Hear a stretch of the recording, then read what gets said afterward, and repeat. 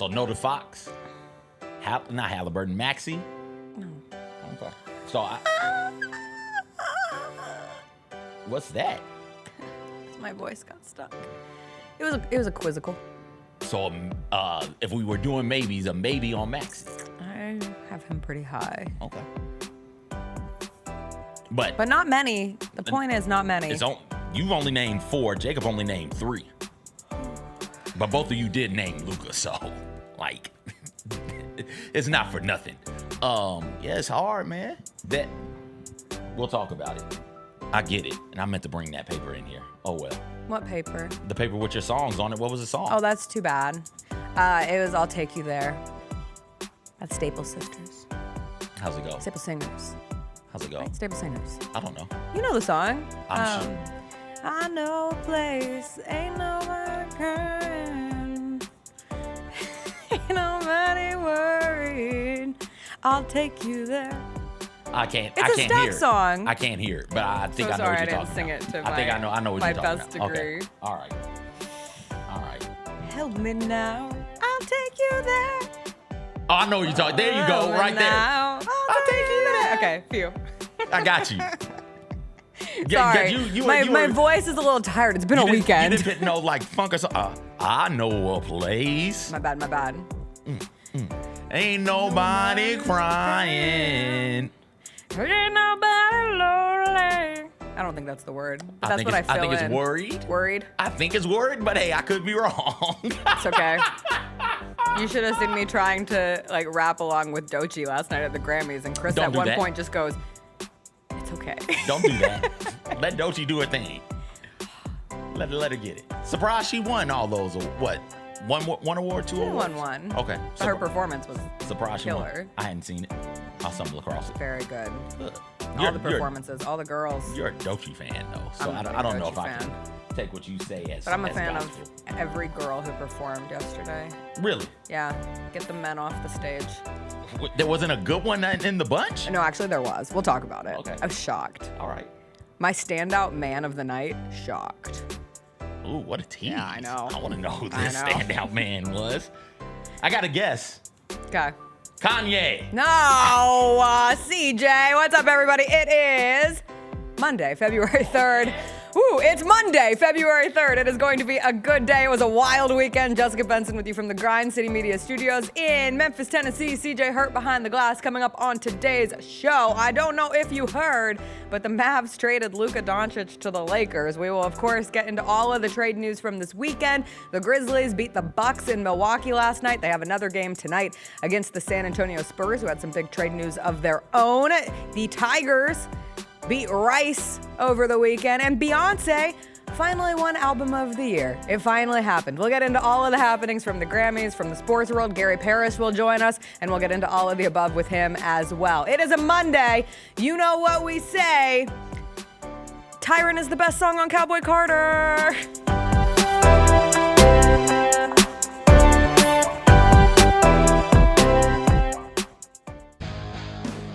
Grizzlies fans know it's the team that gives you the edge. Big River Steel does too. And much like the Grizzlies have recruited legendary talent, we want you to be part of our team. Are you ready to be part of something legendary? Then visit www.bigriversteel.com. That's www.bigriversteel.com.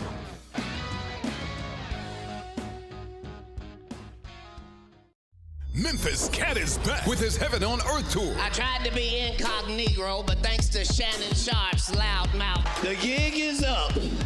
February 22nd in the FedEx Forum. In my spare time, I infiltrate the Illuminati, look for their secrets, run back, tell y'all. Don't miss this year's most talked about comedy icon live. He's back with brand new material, an unmatched wit, and an electrifying performance. Get tickets at Ticketmaster.com.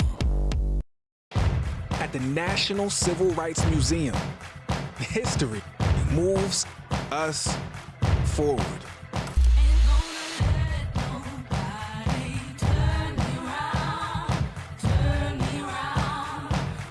The question remains, how does history move you? Keep on talking, A night of comedy with Sebastian Maniscalco and Jim Gaffigan. Now, is this a family? Is this your mother? Where is she? Is she in the crowd?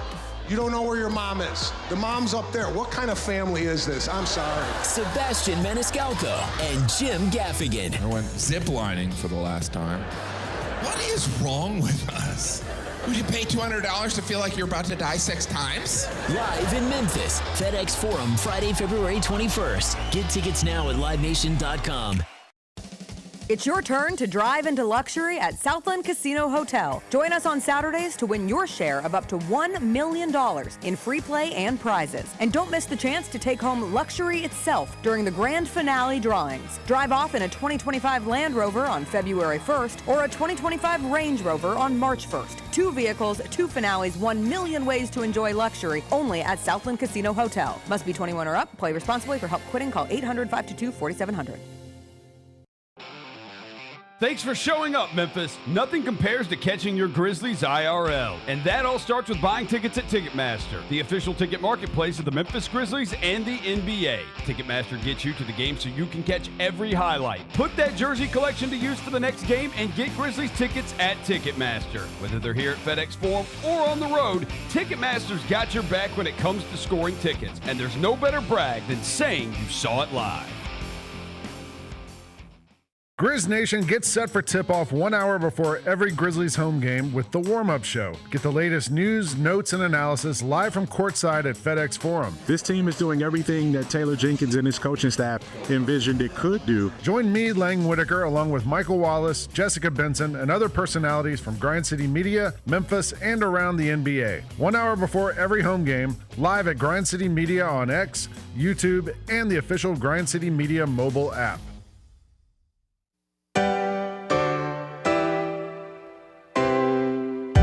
Feels great to feel the sunshine. Gotta own the day like it's all mine. Just got paid in his own time. Been working hard, I've been on the grind. I deserve this feeling, having my way. I've been on this healing.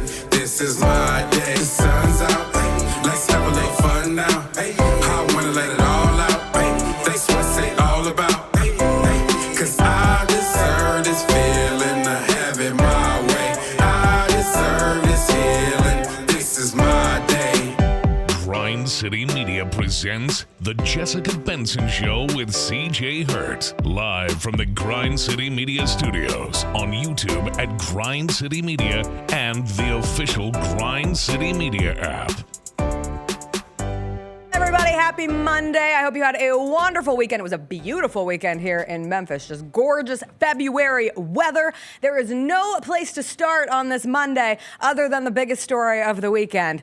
Beyoncé finally won an Album of the Year. That and the Memphis Grizzlies, who have moved into second place in the Western Conference, CJ.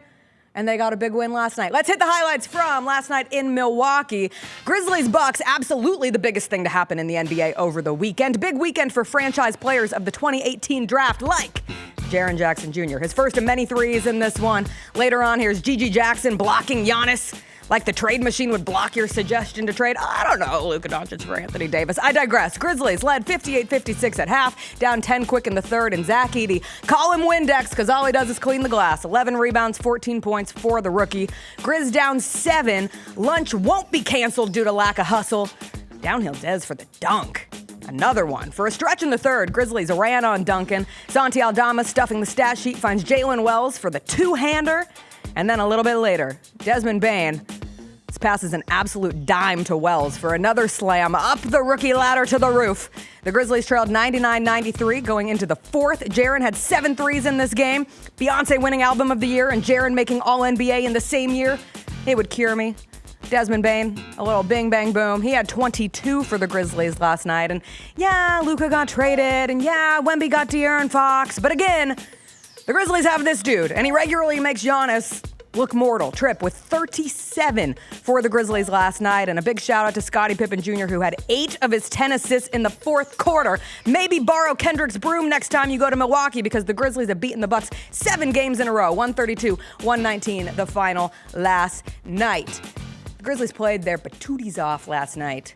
CJ, the hustle was there.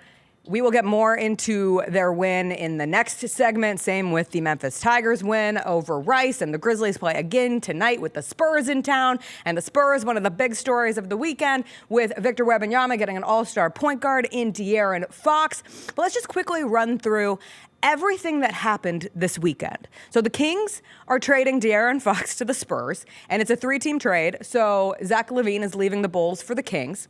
Beyoncé finally won Album of the Year. I don't know if I've mentioned it. I'll mention it 600 times throughout the show. She also announced a new tour. The tour dates dropped this morning. Jimmy Butler reportedly does not want to go to Golden State, so you can add that to the likes of Memphis and Milwaukee.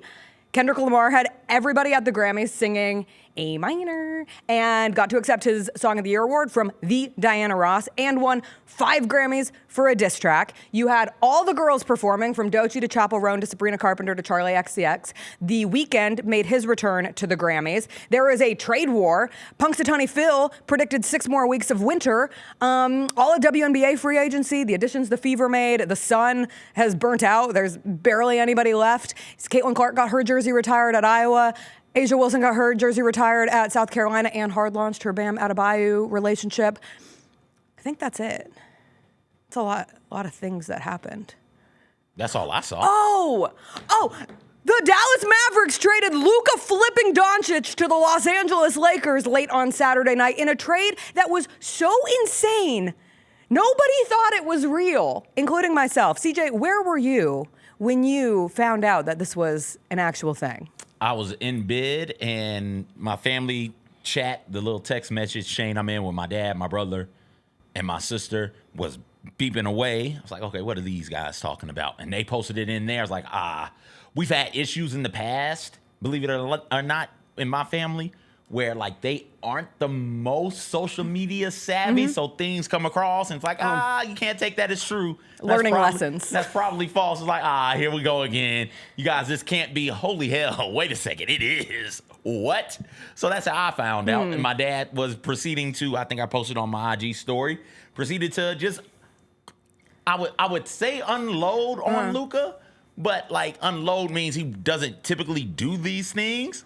No, he continued to express his critiques, we'll call it, of Luka Doncic and his NBA career. So he just 5 or 6 straight text messages about how sorry and out of shape Luka is and how he wouldn't pay Luka a red cent and da-da-da, just going in. Senior is a real live hater, man. He's Conrad good. Sr. and Nico Harrison are on the same page. They could be friends. They are the only 2 people in America who believe that this was a sensible trade for the Dallas Mavericks. First time ever that 2 All-NBA players are traded in the middle of the season. So you go from one to the other one, and the other one is Anthony Davis, which we are talking about this like, how could you dare trade Luka? Like, Anthony Davis isn't a legitimate star, but he is 6 years older, and so I guess to make up for that 6 years, the Mavericks got a first-round pick as well, but how good is that first-round pick going to be? And to facilitate the trade, the Mavericks threw in a second-round pick to the Jazz. So, like, I don't understand, man. That is how I came to realize this was real, and it was a process. I was out, which I am not out that late regularly at this point in my life. But we had this really nice event down at the park that the Grizzlies helped put on for Memphis River Parks and celebrating the 100th anniversary of Tom Lee and his heroic action. So we were down there, decided to stop by Bar Dog for a drink with friends before we headed home. And we're all just sitting around, and the Shams notification comes in, and like a hush goes over the table. And then it's so loud. Everybody at once is like, no way, this cannot be real. This cannot be real. And I go, he was hacked. Shams was absolutely hacked. There is no way that the Mavs would trade Luka Doncic to the Los Angeles Lakers. And then Shams put out the "it's real" tweet, and I said, that's what a hacker would say. Now I am now more convinced than ever that this is not real, and we're all gonna wake up and be like, even Shams can get hacked. What a horrible time to be living on the internet where you cannot trust anything. And then sure enough, it actually ends up being a very real thing. And Chris Luther, my dear husband, was concerned that the bar did not stop. Like, he wanted everybody in that bar to all start talking about Luka at the same time. And unfortunately, everyone else was busy doing other things. But I will say the next morning, we went out to breakfast, and that's all anybody wanted to talk about. Like 3 different people stopped me when we went to Hive to get bagels the next morning, being like, what do you think about the Luka trade? Can you believe the Luka trade? It was a very fun, like, communal experience and something so wild. Like, I will never... There is now, before Luka Doncic got traded in the NBA and after Luka Doncic got traded in the NBA, because every trade from here on out will be measured to the insanity that took place in the realization that this was a real thing that actually happened in the NBA. And I know we sat here on Friday and we were talking about how not everybody needs to be like a mystery solver. Lang made the comparison. We were talking about John, the Grizzlies, and coming out of the Rockets win, and how people want to be their own version of like only murders in the building. And in this true crime world, we're all trying to solve mysteries. And we really shouldn't do that, right? Like, we should let things play out. No, I want the mystery solved. I want to know everything. I do not care if Luka Doncic eats 600 chicken nuggets a day. And honestly, that sounds like a great life to be lived. I don't care if they found out, if the owners of the Mavs found out with certainty that Luka Doncic was going to lose a knee and an Achilles 100% in like 2 years. I saw somebody say, I don't care if Luka Doncic's a serial killer. And I think that might be the step too far. Like, that might be the line. And if that's the case, cool. That would certainly be a scandal in the wild, wild NBA. What crime could Luka get away with? To petty warrant, crimes. To warrant theft. This? Luka Doncic. What if he's the person who's going and breaking into all the athletes' homes?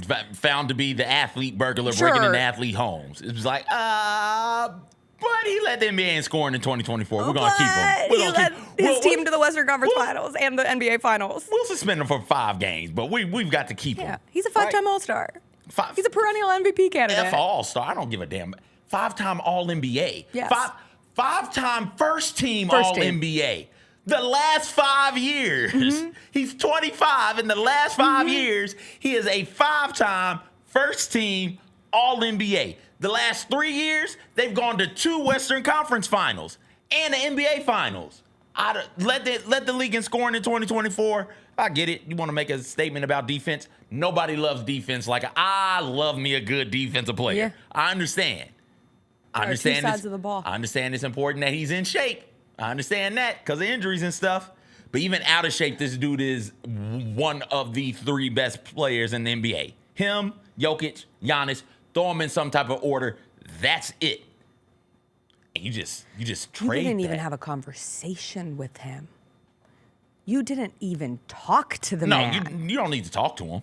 You don't need to talk to him. Who cares? Who on earth wants to come and play in Dallas after this? You have to. What do you mean? Who wants to? You have to. If we draft you, if we trade for you, bring your ass to the Big D. You're never going to get a free agent again. I think you will. We'll I see. think you will. I think that you'll be just fine. It's pretty shady business.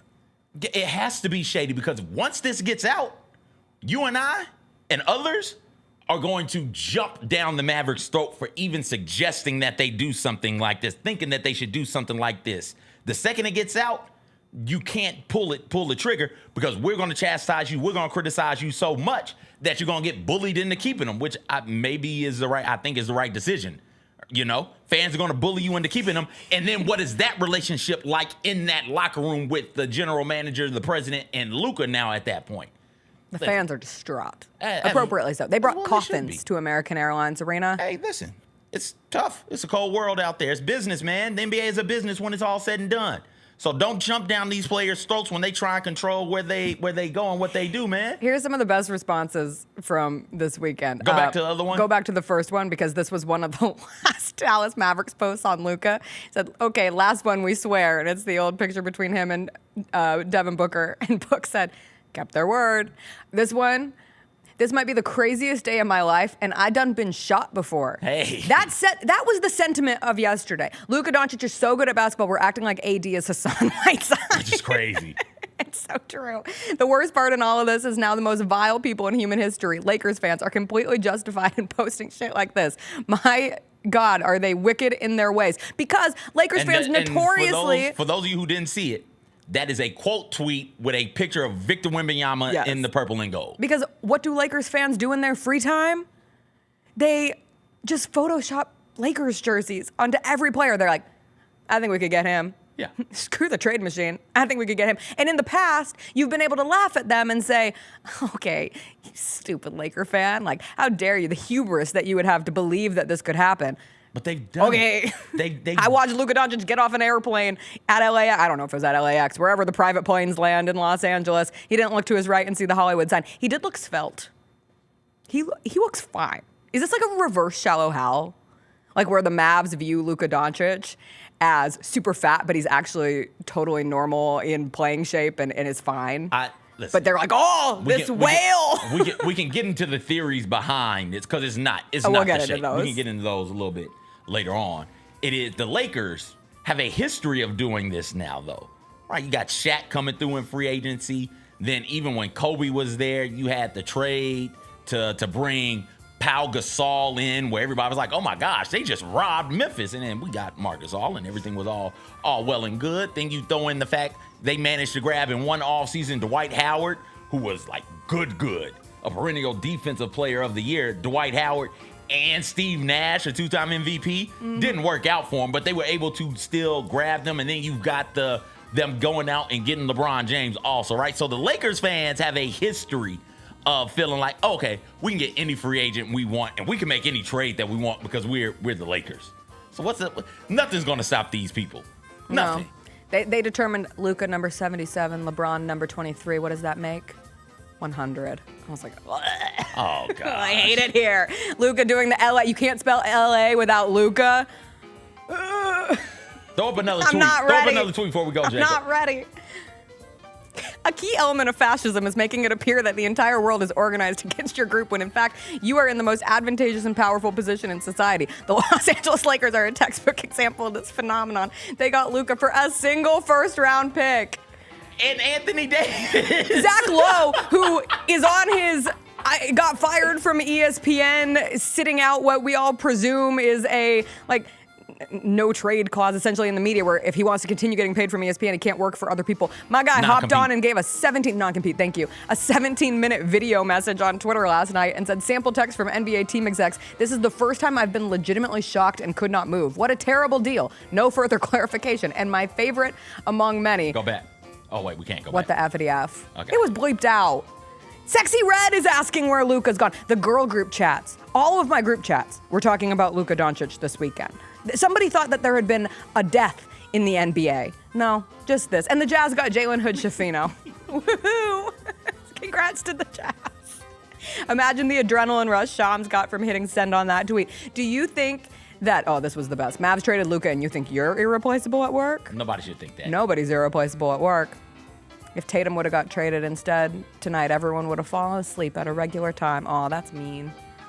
That's a mean one. Haven't heard from my father in 8 years, and he's texting me about this. That one made me laugh out loud. Also, shout out Fast Break Breakfast for this tweet was not given enough love. I'm hearing the Doncic trade is because of the new 25% tariff on foreign hoopers. That's a good one. Did you see what Giannis said? We'll get into it. We'll come back. We'll talk about the Grizzlies win over the Bucks. Also, the big trade news for the San Antonio Spurs. I don't know how they let this happen, but they got Victor Wembanyama, an all-star point guard. Why everyone wasn't in cahoots to make sure that this wasn't the case will never make sense to me. We'll get into all that and more when we come back.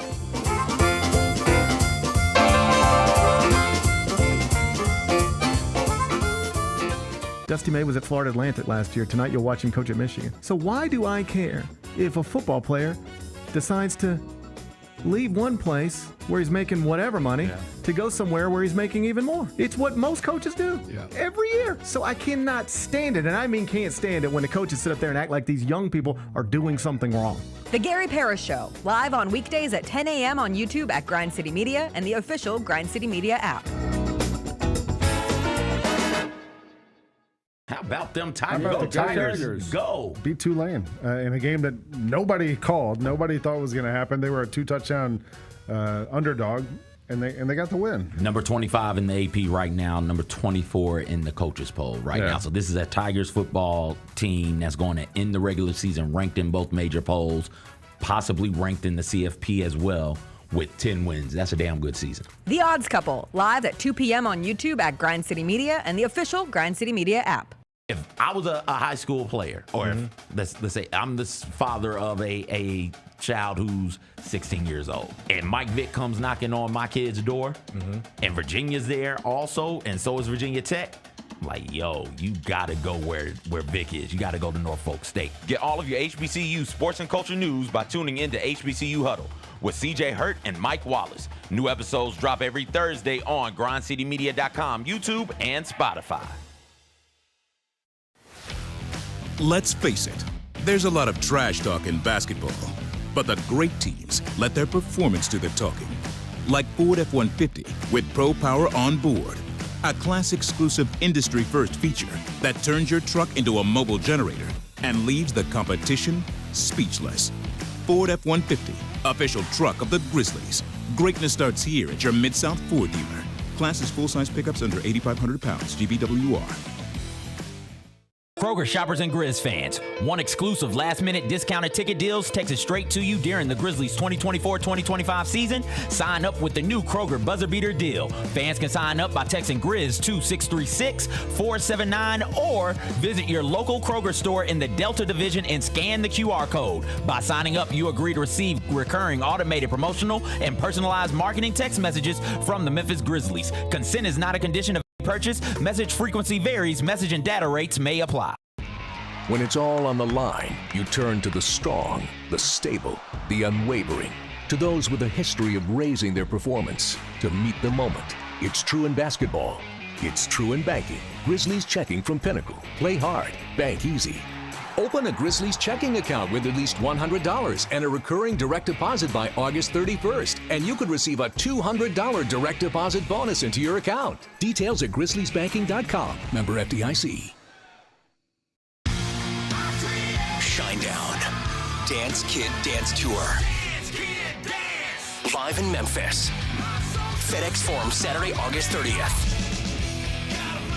With special guests, Bush and Morgan Wade. Get tickets now at livenation.com. Shinedown, live in concert.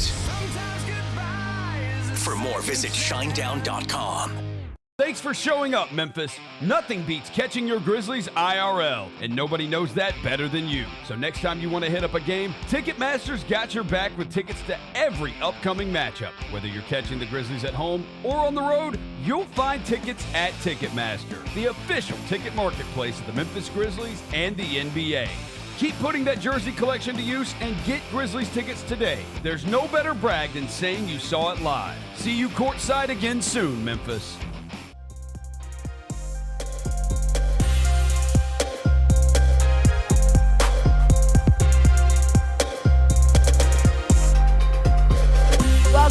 Welcome back. We continue to discuss the fallout from the Mavs trading Luka. The Mavs had to play a real-life game yesterday.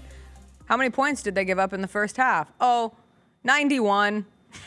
They gave up 91 points to the Cleveland Cavaliers in the first half of yesterday's game. They had the press conference with Jason Kidd and Nico Harrison before the game, and Nico Harrison did not make his job any easier, did not explain it in a way that made it make any more sense. And Jason Kidd, despite saying we are aligned in this, also in complete contrast with that, it was, we didn't know that this was going to happen until it happened. So he was not consulted on this decision. Jason Kidd looked of misery. I will say, I can be completely against trading your franchise player. I do think the Mavs are a more interesting team right now. Who's going to score in the paint? Anthony Davis has been one of those big men who does not want to play the 5. He's been forced to play the 5. He wants to play the 4. You put him with Derek Lively, it's a lot of size. And then they're really banking on Kyrie and Clay and Anthony Davis, the old men carrying it along. Anthony Davis can get buckets in the paint. Yes. I'm not sure what Gafford and Lively are now in pick and rolls, right? Because one of the things that made the Mavericks so dangerous and formidable on the offensive side of the ball is, all right, we'll pick and roll you to death with Luka and these two bigs who are fast, quick, athletic, explosive. He'll lob it up there to him, and good luck trying to stop them from slamming it down. They're banking on it being Kyrie now. Is Kyrie known for throwing lobs like that? No, but okay, we're about to see. Because that's not something you can just assume people can do. You know, that's why we don't see a whole lot of lobs in high school and in college, because that is a legitimate skill to be able to do. I'm not sure if no knock on Kyrie. I'm just not. I don't think of Kyrie as a lob thrower. I would rather. What's the homie's name who traded Luka? Nico Harrison. I would rather Mr. Nico just come out and be truthful. Just say, hey, listen, we were gonna have to pay this dude $68 million a year. Oh, we didn't want to do that. That would have been. If we're paying him like $68 million a year, the salary cap is gonna be 140, or at least this year's 140. So you look at it and you break it down, half of our cap will be going to one dude. How in the hell do you guys expect me to build anything around him without going into at least the first tax? God forbid we get up into the second apron and we just broke. We're way too cheap. We just don't believe in paying somebody that much. We're just broke. We're just broke. We just don't got that type of money floating around this Mavericks organization right now. We're not paying him. What if he'd hit you with the money doesn't grow on trees? That's what it felt like. But that's truthfully what that's the only thing I can think of. Yeah. Because that's the only thing that makes remote sense. Still bad. Still like dumb. But you want to say, okay, who are you paying half of your salary cap to in the NBA? It's like 7 players. Well, not 7. It's like that's high. It's like 5 players. Yeah, but you want to know who one of mine would be? Luka It Doncic. would be Luka. It would be Luka. So what are we doing? But one of here? the other ones would be Victor Wembanyama. And in terms of impactful trades that obviously Luka in LA could result in us witnessing the transfer of power from LeBron James to Luka, and Luka leads the Lakers to 3 championships, and we have to watch the video of him getting off the plane and throwing up his first LA, and we all reflect back on where were you? I mean, we'll do that anyway. Where were you the day that Luka was traded? The fact that the Spurs are reportedly getting De'Aaron Fox, and as we went on to the show this morning, that trade had not been finalized. I haven't seen the graphics pop up with De'Aaron Fox in a San Antonio Spurs uniform quite yet. But you give Victor Wembanyama an all-star point guard, and it's so funny because the Spurs play the Grizzlies tonight here at FedEx Forum, and Chris doesn't go to a lot of games, but this was one of the ones that he really wanted to go to see Victor Wembanyama. What he hoped to see was Ja Morant and Victor Wembanyama, but we'll see what the status is of Ja. We'll get into that in a bit. Then he was like, no one's going to be on the Spurs. Like, if this De'Aaron Fox trade goes down, the Spurs are going to be the most bare-boned roster that you could imagine, similar to like what the Mavs had to play with yesterday, and they have injuries galore, but he just suddenly expected this game he'd been looking forward to, had it circled on his calendar. No one's going to play for the Spurs. Like, what a throwaway game. Oh, no. Then the trade comes through, and the Spurs didn't have to give up anyone. They gave up picks, but they didn't give up a single one of their players. So you still have Victor Wembanyama playing with Chris Paul, playing with Stephon Castle, playing with Harrison Barnes. Like, Devin Vassell, Jeremy Sohan. No one is gone. The Spurs they might not be a true contender this year, but it advances their timeline rapido. And now everybody in the West is going to be looking at it through the window of, well, Victor Wembanyama and the Spurs window just opened real big. How do we compete against that? I cannot believe they let De'Aaron Fox go to the Spurs. It's a They trade. needed to put him in a room, say anywhere else. No, I'm saying this is the thing about making trades. You got to do what's best for your franchise. And listen, sometimes what's best for your franchise is better for another one. So you can't win every trade and have the other team lose that trade all the time. The Sacramento Kings and getting Zach LaVine, a really efficient 20-plus point per game scorer. He's been kind of hidden on that Bulls team because the Bulls have been so bad. You throw him in there with DeRozan, with Sabonis as well. You've got something interesting in Sacramento as they sort of try not to Sacramento this, right? Where as they try and figure some things out. That 3-man right there, that 3-man lineup is going to be good. It's going to be interesting to see. Now, how good is it? I'm not sure. Is it good enough to get you into the top 6 of the playoffs this year? Probably not. Next year? Hey, let's see. Let's find out. And when does that window open for the Spurs? Like I'm putting it next year. We're anticipating this window opening soon. So they're you're going to make saying the playoffs. next year? They're going to make the playoffs this year. The play-in. The play-in. Okay. But I would take them to win a play-in game. Okay. You take them over the Lakers and win a play-in game? Yeah. You take them over the Warriors and win a play-in game? Okay. Yeah. All right. We'll see. That whenever that window opens, as soon as it opens, it's going to be say, open. it's scary hours. Oh, gosh. It's scary 24/7. It's going to be open for a while.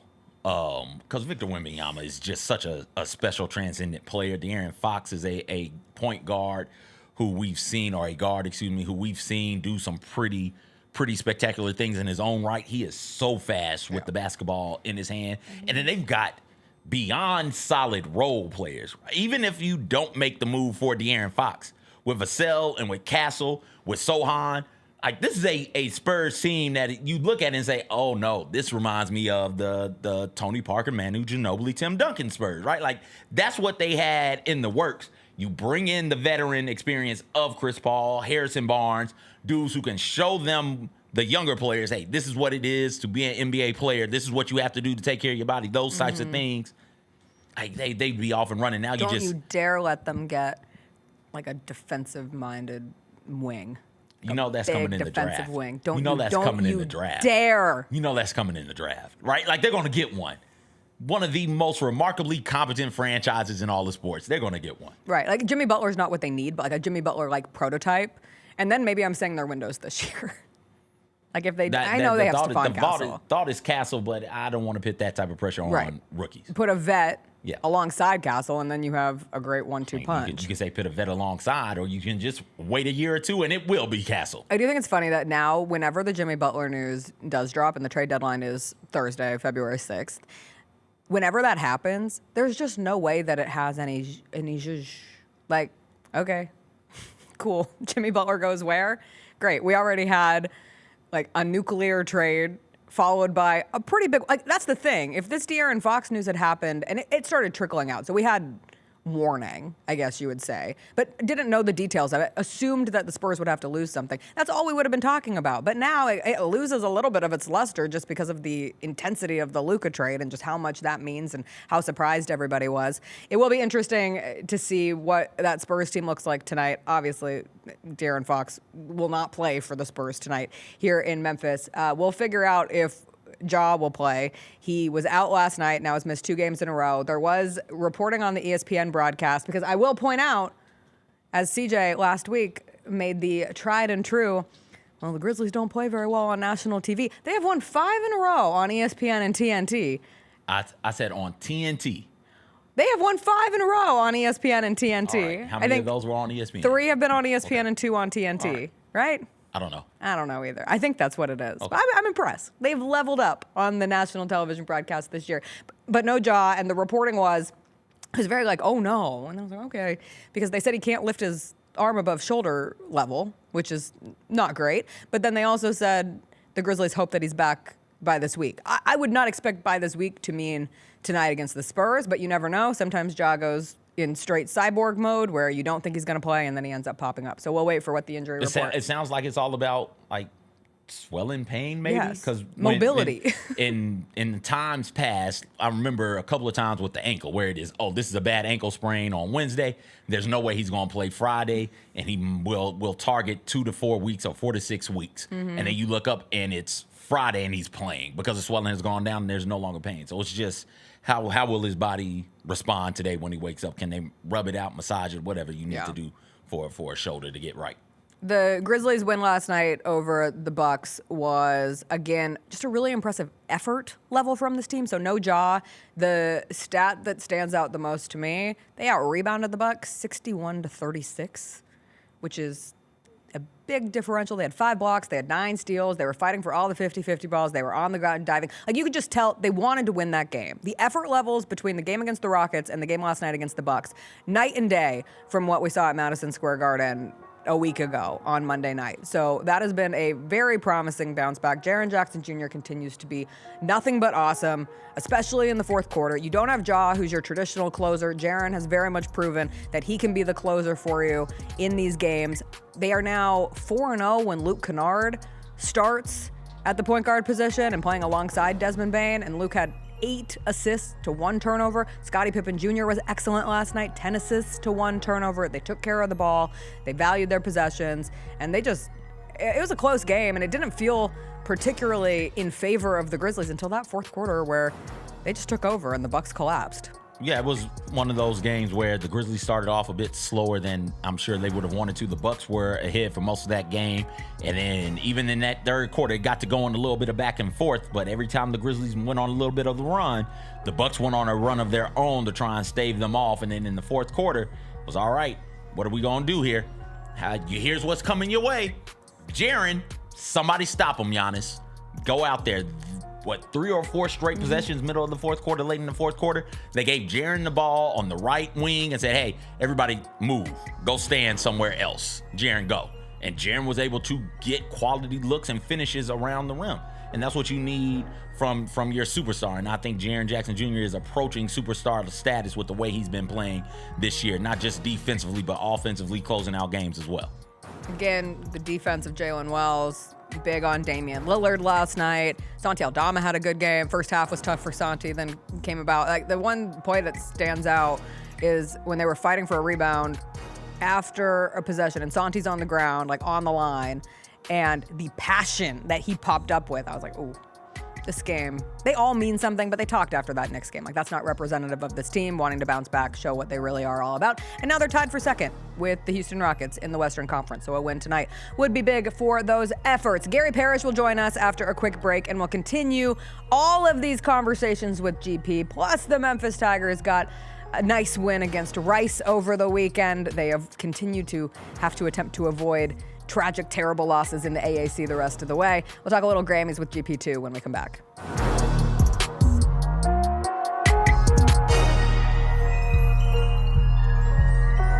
I did a video and I thought it was pretty funny, and I said, well, I'm gonna post it on TikTok and see what it does. You know, we watched Alabama beat Miami. We had no idea that the video was blowing up the whole time we were beating Miami, or we would have kept doing it. Yeah. So I told Tide roll. The Tide, tell them, Willie.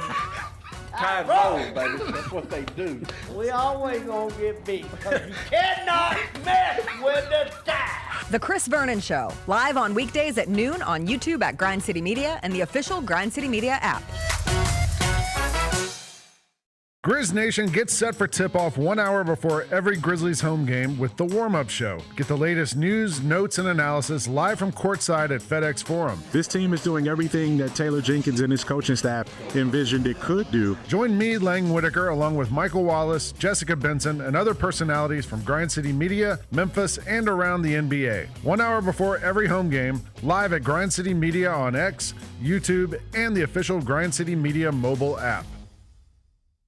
Dusty May was at Florida Atlantic last year. Tonight you'll watch him coach at Michigan. So why do I care if a football player decides to leave one place where he's making whatever money to go somewhere where he's making even more? It's what most coaches do every year. So I cannot stand it, and I mean can't stand it, when the coaches sit up there and act like these young people are doing something wrong. The Gary Parrish Show, live on weekdays at 10 a.m. on YouTube at Grind City Media and the official Grind City Media app. How about them Tigers? Go. Beat Tulane in a game that nobody called. Nobody thought was going to happen. They were a 2-touchdown underdog, and they got the win. Number 25 in the AP right now, number 24 in the coaches poll right now. So this is a Tigers football team that's going to end the regular season ranked in both major polls, possibly ranked in the CFP as well, with 10 wins. That's a damn good season. The Odds Couple, live at 2 p.m. on YouTube at Grind City Media and the official Grind City Media app. If I was a high school player, or if, let's say I'm the father of a child who's 16 years old, and Mike Vick comes knocking on my kid's door, and Virginia's there also, and so is Virginia Tech, I'm like, yo, you gotta go where Vick is. You gotta go to Norfolk State. Get all of your HBCU sports and culture news by tuning into HBCU Huddle with CJ Hurt and Mike Wallace. New episodes drop every Thursday on grindcitymedia.com, YouTube, and Spotify. Let's face it, there's a lot of trash talk in basketball, but the great teams let their performance do the talking. Like Ford F-150 with Pro Power on board, a class-exclusive industry-first feature that turns your truck into a mobile generator and leaves the competition speechless. Ford F-150, official truck of the Grizzlies. Greatness starts here at your Mid-South Ford dealer. Class is full-size pickups under 8,500 pounds, GVWR.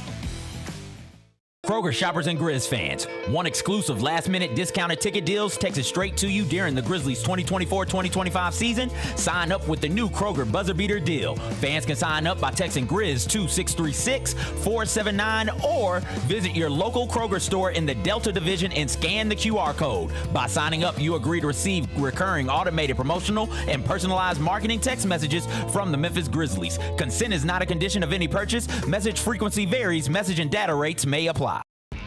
When it's all on the line, you turn to the strong, the stable, the unwavering. To those with a history of raising their performance, to meet the moment. It's true in basketball.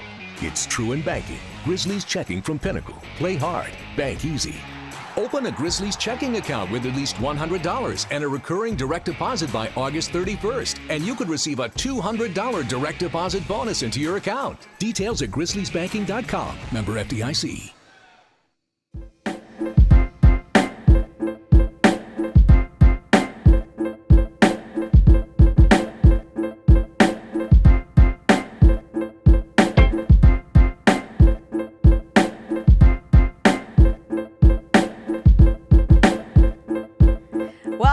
Welcome back. We are efforting getting Gary Parrish on the show right now because, of course, after all of the happenings of the weekend, having a little technical difficulty. It's okay. It happens. But we are sending him a link, and hopefully we will get him up ASAP. It is funny. I don't feel particularly rested coming out of the weekend, given the lack of sleep going from Saturday to Sunday and then staying up way too late to watch the Grammys on Sunday following the Grizzlies. Plus, I love playing on national television, but these half-hour time slots for the birds. Games should start at 7, not 7:30, not 8:30 like we had last week. I like them to happen at normal intervals in the sports space. But we were up extra late, and it's been a lot of scroll. What an old person thing to be mad about. What an odd take to not start games on the half hour. I'm confused. I want it on the double zeros. Why? Why not? That doesn't make sense. Why not? Why does it matter? If you said, hey, games shouldn't start after 8, I'm cool with it. I rock with that. I understand that. I support that. I respect that. But to say a game shouldn't start at 7:30 is odd to me. I'm curious as to why one feels unnatural. That way. Unnatural? It feels unnatural. Is 7:30 a time? 6:30? No. Like, they aren't times? Not times for games to start. Oh, okay. But to be fair, as you say that, I'd be fine with a 6:30. It's more just the increments that get later and later throughout an evening. Okay, so that's what my your issues Your issue are. isn't the half hour. No. Because you'd be fine with like a 6:12 I'd be great with a start 5:30. time. Like 5:30 would be a 5:47 start time. You'd be cool with that. Yeah. But at 8:47 times, we'd be like, okay, hold on. Yes. Pump your brakes here. That's a weird time to start it. I got you. Okay. I see what you're saying. Understand. I understand now what you're saying. It was also a really brutal weekend for me to decide that I was trying to limit my screen time. I've never looked at my actual screen time on my phone before, but Chris advised me to check it out. He said it would humble me because it had humbled him, and it did very much humble me. You want to know what led me to it? What? And it's funny because this is a full circle moment from Friday's show to today. When we were talking at the end of the show, and I made the joke about Ladies and Gentlemen, The Weekend, and I said, RIP, the Ladies and Gentlemen, The Weekend account, and you were like, what are you talking about? I'm like, the Twitter account, the X account, that every weekend they have Daniel Craig doing the Ladies and Gentlemen, The Weekend from when he was the host of SNL and was introducing The Weekend as the musical artist. And we went back and forth about me needing to touch grass and be outside and knowing every obscure internet reference because I am a chronically online individual. And then who showed up at the Grammys last night? Who? The Weeknd. And he has his new album, which I listened to, which is very much like goth rave music is the best way to describe it. But there's some good songs on it. I've shared my thoughts about The Weeknd. Is he singing about drugs and sweet, yeah, he's loving? depressed. Okay. He's depressed. I want it. Give anyway, it to me. Album comes on, Weeknd is on, and I was really disappointed that the person who introduced The Weeknd, because the whole thing, remember when he decided, like, he banned the Grammys, he wasn't going to come, all of the energy about the Grammys being bad. Oh, but was that because of the show or whatever? Yeah. I got you. And then it comes back around and he has made amends, and as he's about to allegedly retire The Weeknd, he performs. But they should have introduced him by saying, ladies and gentlemen, The Weeknd. He's finna and it was retire? a missed opportunity. Hold on, He's going to become his self. He's going to retire the personality of The Weeknd and just be able. Oh, okay. Anyway, Gary Parrish is on now. Apparently his microphone is working. Gary, we thought we lost you. We thought like superstars tend to get traded. You'd been traded to New York and we were never going to see you again. I do feel traded and do feel like somebody who might not ever be seen again, but I'm here. How are you? You doing all right on this Monday outside of all the technical issues? I'm doing pretty well. I was going to ask you who had a worse weekend. I'm assuming not you. Did you have a nice weekend before we get into it? I mean, it was fine. I worked a lot, and but like, look, I'm alive, right? So I'm doing better than some people. That is true. You are doing better than some. Who do you think had a worse weekend? Mavs general manager Nico Harrison? Yes. Or Drake? I mean, it's tough. It's right up there. If I were their friends, I would connect them in a group text and be like, maybe y'all should talk to each other and get a drink. Yeah, I mean, like a lot of drinks, because on one hand, Drake just picked a bad fight roughly a year ago, and he's been paying for it nearly ever since. The Nico Harrison thing is just this isn't a unique thought, but it's the best way to make it clear what happened this weekend. The most reputable NBA insider working today tweeted that a trade was made, and the entire world didn't even believe it. It was so absurd. It took 20 minutes for the world to be like, I guess this really is happening, because it was so absurd. That's what Nico Harrison did with his basketball franchise this weekend. I mean, I could talk about it for 7 hours, how ridiculous what they did is. It's insane. Although I will say, on the flip side, to make the argument for Drake, it's got to be pretty tough that at the base of this beef was an accusation of one being a pedophile, and no one has come against that, and instead it was your entire music community all singing A minor together while having a ball watching Kendrick Lamar's diss track sweep the Grammys with 5 wins. I don't know that your life can be upended and just flipped around more than his life has been flipped around over the past year without like something seriously physically happening to you, or you have committed crimes and like you're facing serious allegations.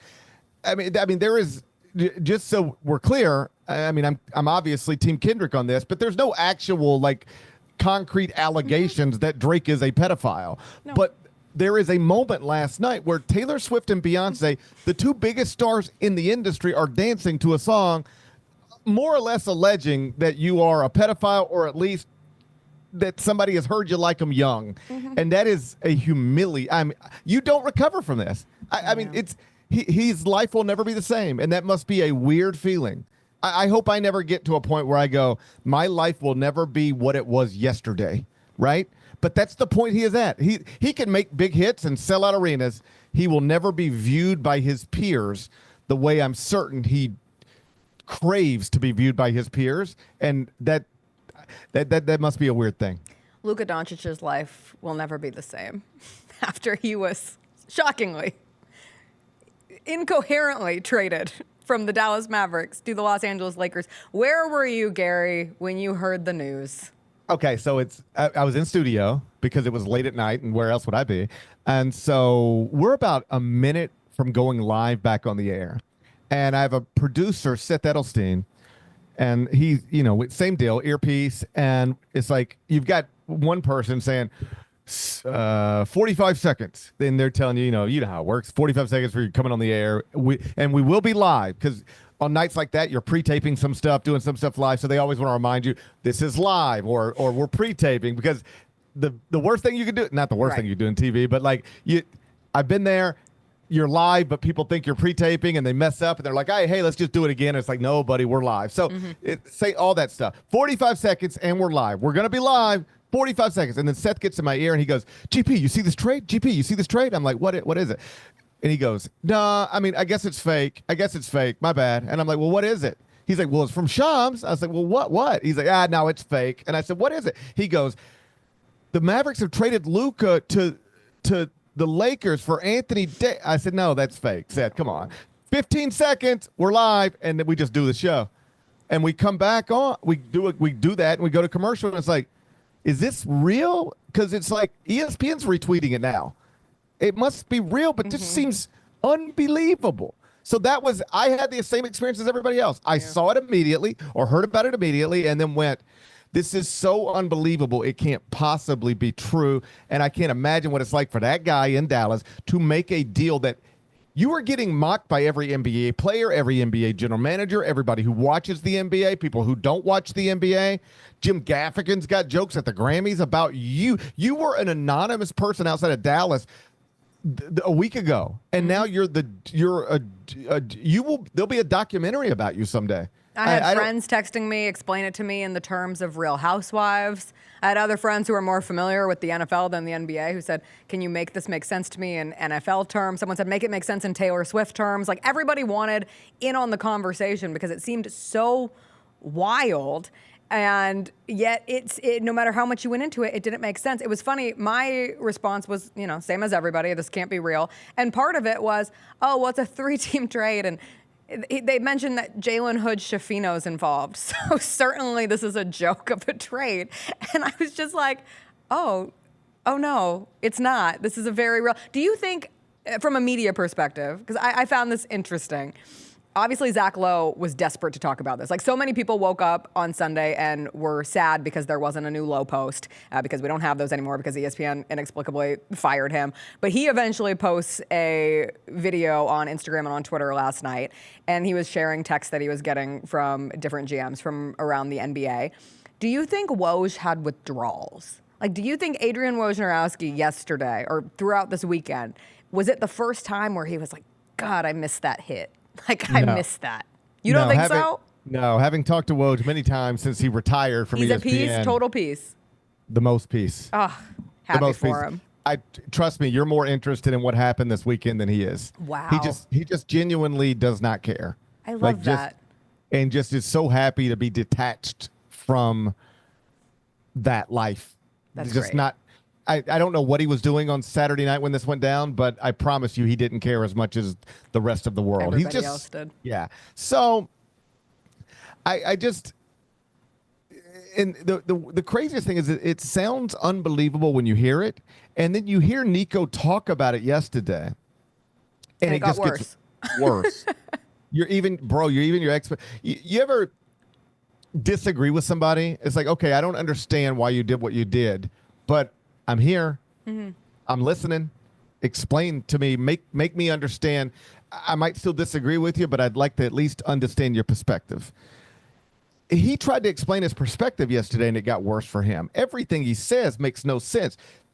He says, they asked him, did Luka ask for a trade? No. Were you worried he wouldn't sign the Supermax? No. Did you shop him to any other teams? No. What? I mean, the Celtics got more for Marcus Smart. I mean, like, what are we doing? Yeah. I mean, look at the Rudy Gobert trade, and then look at what you just got for Luka Doncic. And, well, the reporting coming out of Saturday night, they might not have wanted to sign him. They weren't comfortable signing him to a Supermax. 29 other franchises would do it in a second. He's a 25-year-old, 5-time first-team All-NBA player. Yeah. Even if you're worried about his conditioning, poorly conditioned, he's one of the best players in the world. When you have a 25-year-old generational talent, you don't trade him because you can't get him on a treadmill enough. You bring in a new trainer who has a new idea of how to get him on the treadmill. You call a meeting and you say, all right, whose job is it to keep Luka in shape? And they point to somebody and they go, how long? And you go, how long you worked here? And they say 3 years. And we're still doing this? Right. Okay, you're gone. Because you can't do your job because they just told me what your job is. Your job is to keep Luka in shape, and you've been here 3 years and you can't do it. So you got to go. All right, guys, just give me some names of the best trainers and motivators, encouragers. The goal here this week, we're going to try to hire somebody who can keep Luka in shape. We do that 7 different times before we give up on Luka Doncic. It is crazy what they did this weekend. And they probably, over the next decade, gifted the Lakers championships the same way people once accused the Grizzlies of doing it many years ago. Playing devil's advocate, right? I'm the general manager. I look at Luka and I say, you know what? I don't want this to become a Zion situation. I don't want this to become a Kawhi situation. I don't want this to be a Joel Embiid situation where I'm paying this person so much of my salary cap for them to not play because they aren't healthy. Would it make sense to anybody then? No, because he took them to the finals. Like less than a year ago. You say Kawhi Leonard also won a finals. Yeah, but in my Joel defense, Embiid talking about has a been Zion, very talking good. about a Joel Embiid. Joel Embiid before the injuries was one of the 4 or 5 best players in the league. Yes. Behind Luka, but one of the 4 or 5 best players in the league. If you've got legitimate concerns, and the concerns stem from, hey, how healthy is this person going to be for the next 5 years when I got to pay them $70 million a year? I mean, that kind of makes sense. Not shopping them around doesn't, but it kind of makes sense. Well, first I would say that there's no evidence that Luka Doncic, no public evidence that Luka Doncic has any sort of issue physically that is going to continue to be a problem, whereas Joel Embiid quite literally couldn't even start his NBA career on time because he was injured. I don't think it's apples to apples. And even if you do have those concerns, you just say, hey, listen, I can see into the future and we can give this guy a supermax contract, but he's going to be on our bench in street clothes more often than he's going to be a player, then you still shop him. You still just leak it to Brian Windhorst or Shams or Chris Mannix, and you just say the Dallas Mavericks are ready to move on from Luka Doncic, and you let everybody call with their offers, and you get offers 50 times. That's an exaggeration, but better than the one you ended up settling. So even if they do believe what CJ is suggesting, they could theoretically believe, they still went about the entire process the wrong way. It's just really... You also take the temperature. But if you take the temperature, everyone's going to say that you're crazy, more than likely. And so that's where I was like, is there ever a world where... And I know this doesn't work this way because once a trade reaches the point where Shams is tweeting it out on Saturday night, it's done. But it gets leaked and the GM comes back and the owners comes back and they say, oh, God, we didn't anticipate that kind of response. Maybe we should backtrack on this occasion. Or are they so steadfast? It blows my mind. It's one of those situations where things happen in various businesses where you're like, certainly they never ran this past anyone. They never sat down at a table and said, all right, let's pro-con this, and realize that the cons far outweigh any hypothetical pro that you're resting on in making a move like this. And it's a move that's so crazy. Everybody comes up with conspiracy theories, and there are a lot of them, because that's the only way that you can make sense of something like this happening. Have you had a favorite conspiracy theory that has dribbled out, Gary? I don't know if it's a conspiracy theory, but I think it's a logical explanation, and it's one of those deals where the people making the decision are probably too close to it to make a sensible decision. This is something in decision making that people will tell you all the time, like, oh, well, you don't understand, or you're not, you don't know it the way we know it, so you can't possibly make the same decision we would make. You're not as informed as we are. But I think it can flip around, and sometimes you're too close to see the forest for the trees. And so I guarantee you there are people who work in that building who will tell you, well, here's the thing you don't know about Luka. And it'll be A, B, C. I don't even want to throw it out there, but it'll be like, he's never here on time. Let's just like take it like to the extremes. He really drinks a little too much. Whatever your issues are, they clearly felt like they got it. They like, this is not going to work long term. They clearly reached that conclusion. I would just argue that if I were in that room, you could tell me a million bad things about Luka Doncic, and I would tell you, okay, let's fix them. And they would say, well, we've been trying to fix them, GP. And I'd say, well, we got to keep trying because we can't give up on a 25-year-old, MVP, perennial MVP candidate who people think is going to be a top 10 player of all time. Yeah. You don't give up on this right now. You just don't. Every once in a while, we have a player in our franchise who has had off the court issues and injury issues, and every once in a while people on social media will start asking questions about that. What do you do about that? You know what you try to do? You try to make it better. You don't give up. You don't give up on extremely talented people at a young age. You say it's not you, it's me, but not from a breakup perspective, from a how do we turn this around and make it work? So it's us. You keep trying and keep trying and keep trying, because the alternative is giving away some.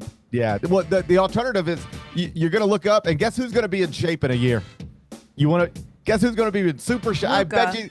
Yes, 100%. And you want to know what?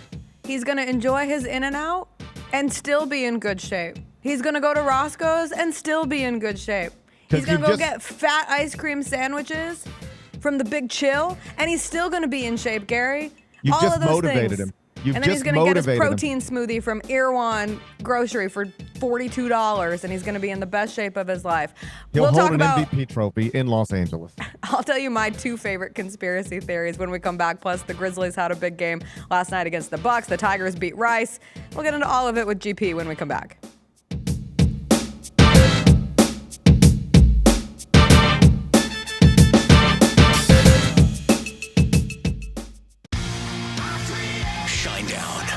Dance Kid Dance Tour. Live in Memphis. FedEx Forum Saturday, August 30th. With special guests, Bush and Morgan Wade. Get tickets now at livenation.com. Shinedown, live in concert. For more, visit shinedown.com. Thanks for showing up, Memphis. Nothing beats catching your Grizzlies IRL, and nobody knows that better than you. So next time you want to hit up a game, Ticketmaster's got your back with tickets to every upcoming matchup. Whether you're catching the Grizzlies at home or on the road, you'll find tickets at Ticketmaster, the official ticket marketplace of the Memphis Grizzlies and the NBA.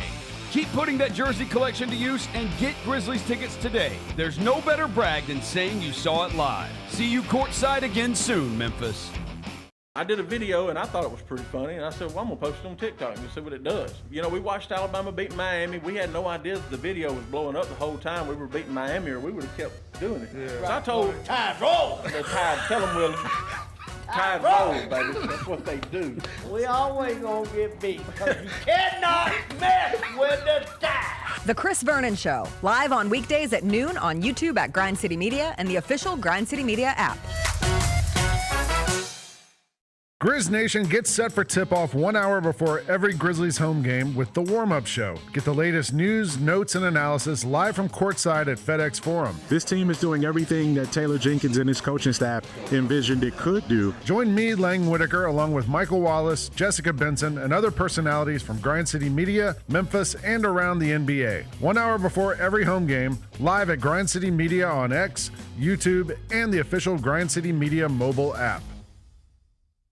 Dusty May was at Florida Atlantic last year. Tonight you'll watch him coach at Michigan. So why do I care if a football player decides to leave one place where he's making whatever money to go somewhere where he's making even more? It's what most coaches do every year. So I cannot stand it, and I mean can't stand it when the coaches sit up there and act like these young people are doing something wrong.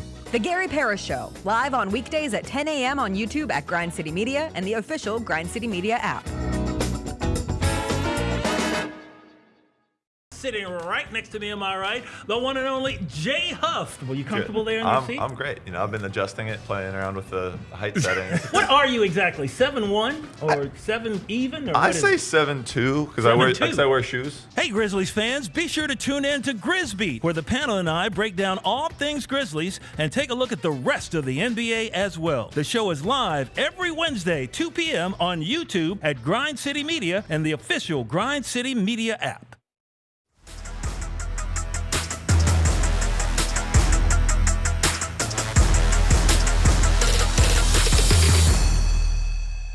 It is a Monday, so Gary Parrish joins us for 2 segments. GP, if I had to pick a conspiracy, one of these was actually sent to me by someone I would describe as a fringe NBA fan, but I do think it's a sentiment that exists outside of our little walls of people who are most tapped into the NBA, and that is the idea that this is just LeBron James's league, and LeBron wanted to play with Luka, and so everything was puppeteered in a way to get Luka to LeBron so that he could win one more championship. That was a real text I got from someone.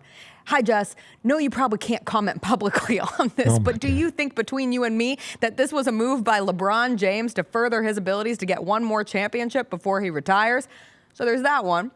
And then the other is that these owners of the Mavs, and if anyone was unfamiliar about the ownership changes that happened with the Mavs, Mark Cuban is no longer the main guy in charge there. He is not making these decisions. He'd leave his wife for Luka Doncic. Very clearly, most people are unaware that Mark Cuban is not making these decisions based on social media. Mark Cuban took a beating this weekend and probably was asleep when all this went down. Minority owner, emphasis on minority, has no real say in what is happening in the business rooms and the decisions that are being made. But this notion that these owners have some long-standing goal to flip the Dallas Mavericks franchise into the future Las Vegas franchise in the NBA, and that this was step one in completely tanking the fandom. I guess you wouldn't even call it step one, because they've now lost Kristaps Porzingis, they've lost Jalen Brunson, and the Jalen Brunson going off and flourishing in New York has been a tough pill for Mavs fans to swallow. And now you have them putting coffins outside of American Airlines Arena in Dallas because this was just the end of it all. I would say, if you were trying to do that, making your fans absolutely hate you is probably the first step in that puzzle. Again, all conjecture, all conspiracy. Yeah, none of it sensible to me. None of it true. Yeah, like you wouldn't leave the Dallas market. Let's just Number one. I can summarize. Some that people in a don't get sentence. TV markets, but like DMA, what 5? Yeah, you would never leave the Dallas market. So that makes it all nonsensical. Exactly. The most logical or most obvious explanation is probably the right one.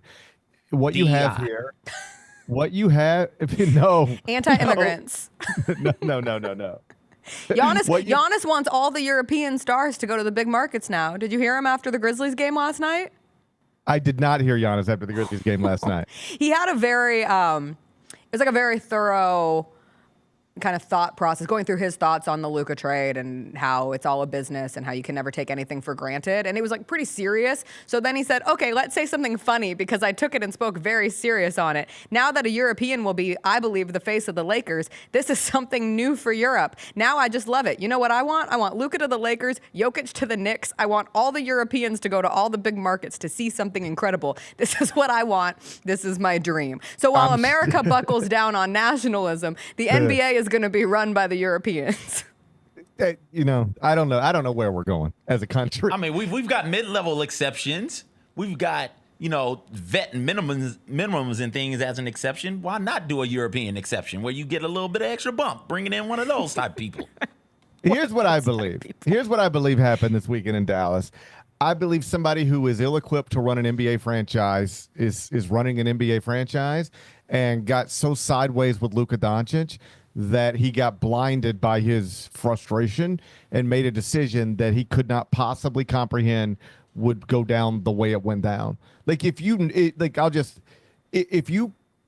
understand that this is going to be the reaction to this, it makes you have second thoughts about doing it.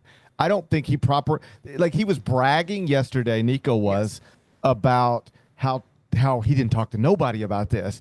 And I actually think that's one of his mistakes. Because if he would have talked to somebody about this, they would have said, bro, do you know what you're doing? Right. And they could have maybe talked him out of it. I've known Nico for 25 years through his Nike background. If he'd have told, not that he should have talked to me about that. I don't mean to imply it.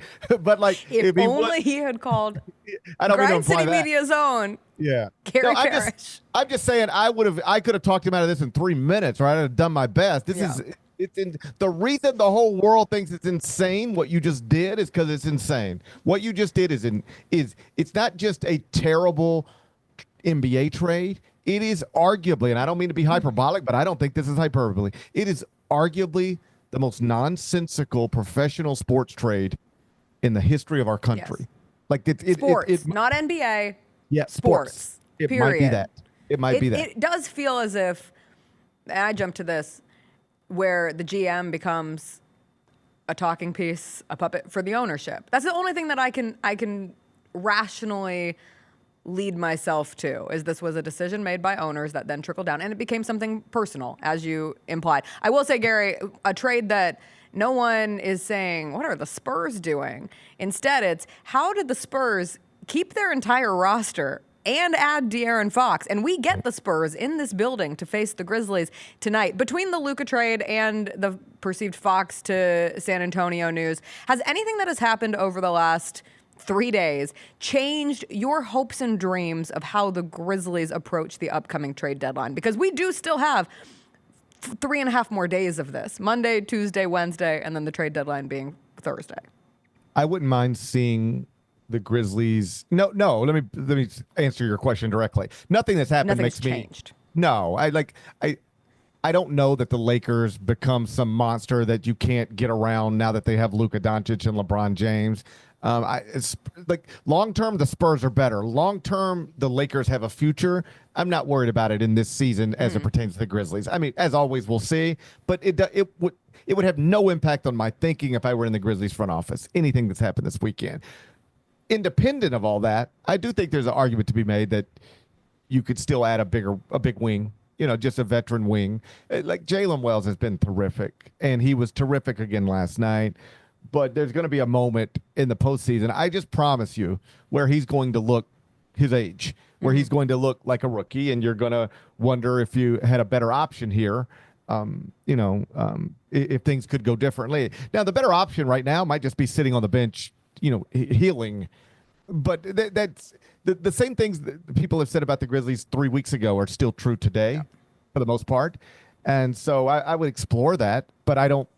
If we wake up the day after the trade deadline and this is our team, I'm going to say, if healthy, like, let's go. I'll play anybody. Like, if healthy, let's go get a best of 7 and I'll have a blast watching it go down. But I think you could reasonably argue that a move to add a veteran piece on the wing might not be the worst idea. And has been the argument over the last few weeks and whatever it may be. We never have the gift of getting the Grizzlies PR Twitter account giving us breaking news the morning of a game. I feel like you have had the last couple of times where it's been a jaw shoulder situation. It has broken right as you go on the air. So I will keep my eyes on the Grizzlies PR skies as soon as this show ends today. So far, we don't know the status of Ja tonight. He was out last night against the Bucks, missed the game against the Rockets. There was the reporting that he can't move his arm above shoulder level, but also that there's hope that he returns this week. So I will ask you on your own scale, Gary Parrish, on a scale of 1 to 7, how confident are you that Ja Morant plays basketball tonight for the Memphis Grizzlies? I'll start by saying I don't know whether he's going to play or not, but I'd put it at 3, 2. Oh, I think that's our lowest. Yeah, I was. We've learned. Yeah, right. You learn as you go. My confidence is waning. I'll just take everything at face value. They say they expect him back at some point this week, or are hopeful he could be back at some point this week, but I didn't hear anybody say on the second day of this week. So I'd love to. There are very few things in basketball I enjoy. In fact, maybe 0 things in basketball I enjoy more than watching Ja Morant play. But I don't know that I'm expecting it tonight. I just I hope we get back to it soon. There's a really great game coming up on Saturday where the Grizzlies will host the #1 team in the Western Conference, a team that beat them pretty badly earlier this season. I'd like to see him play on that game. Just looking wonderful. ahead. That's technically this week. We make weeks Sunday through Saturday for some reason. I think it should be Monday through Sunday, but that's just my personal accord. I will say, if there's any reminder for the Grizzlies, this is about the postseason. Like, that's what all of this is. You want Ja healthy for the postseason. You don't want Ja healthy for a Monday night game against the Spurs. Would it be great to see him? Yes. Do we want to see what things look like if Marcus Smart and Vince Williams Jr. are both healthy? Yes. But the ultimate trail here is to make it through the rest of this regular season and set up this team to chase something special once we get to the postseason. Similar, but very different to the Memphis Tigers. And before we let you go quickly, because I don't want them to get buried under all of the news of the day, I've dubbed the AAC as the floor is lava, and the Grizzlies just can't touch the Tigers just can't touch the lava the rest of the season. They beat Rice. Given how they have improved over the last few weeks, where is your not to do the confidence meter again, we'll keep the 1 to 7 out, but your thoughts on the Memphis Tigers' ability at this point to make it through the rest of conference play without taking another dreaded L in the AAC?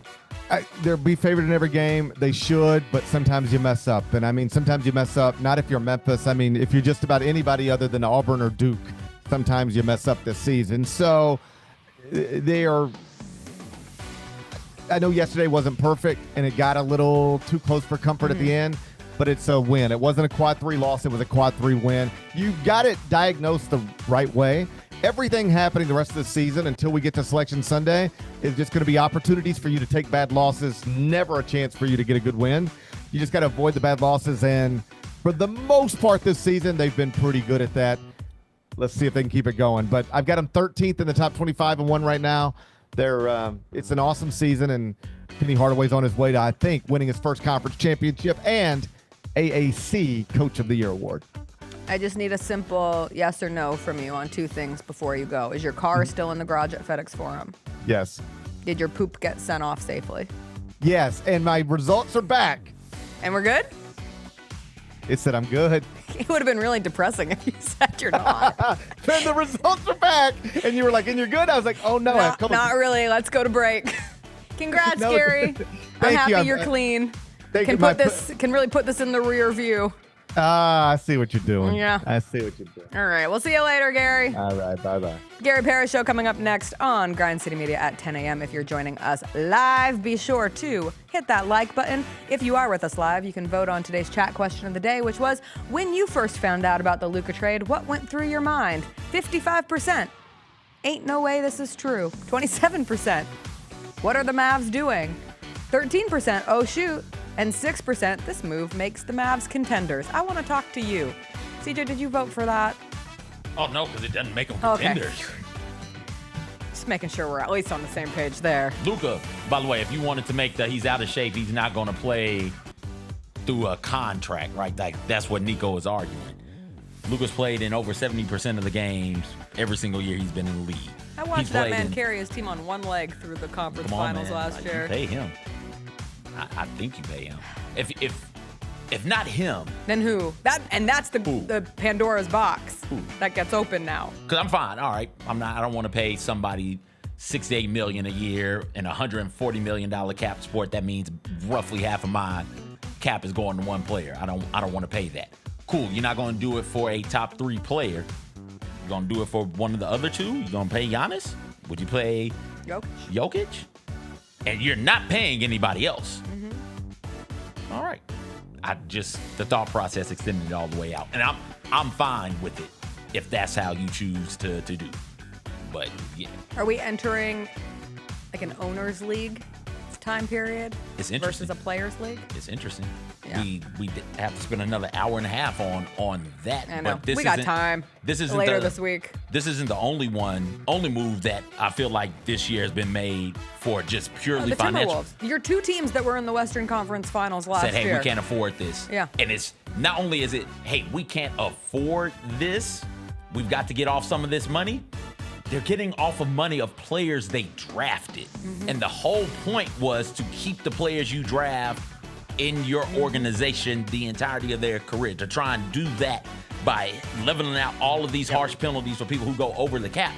The NBA's got to take a look at this, and it matters. It is pertinent.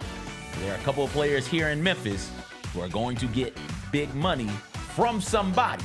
Cough, Jaren Jackson Jr. right now immediately comes to mind, right? So if you don't want to go into that second apron, which if you sign a player to a Supermax, you're going to have to go into the second apron to be competitive. If you don't want to do that, are you just going to have to let dudes walk or trade them away? Because what's the difference in Luka leaving Dallas in free agency and going to the Lakers and the Mavericks trading him to the Lakers? Right, he's still on the Lakers. He's still away from the team that drafted him. That's not good for the league. Something's got to be figured out in the NBA. It still makes no sense. Here we are days later, and it won't make sense, I feel, for a very long time. We'll take a quick break. Something that did make sense last night. The Grammys finally gave Beyoncé what she deserved. An album of the year when the Grammys were a blast. One of my favorite award show viewing experiences, having it on 2 screens with Grizzlies Bucks, because it was a giant concert for the most part, which the Grammys should do more of. I thought they got it right. We'll get into all of the biggest storylines from last night in Los Angeles when we come back.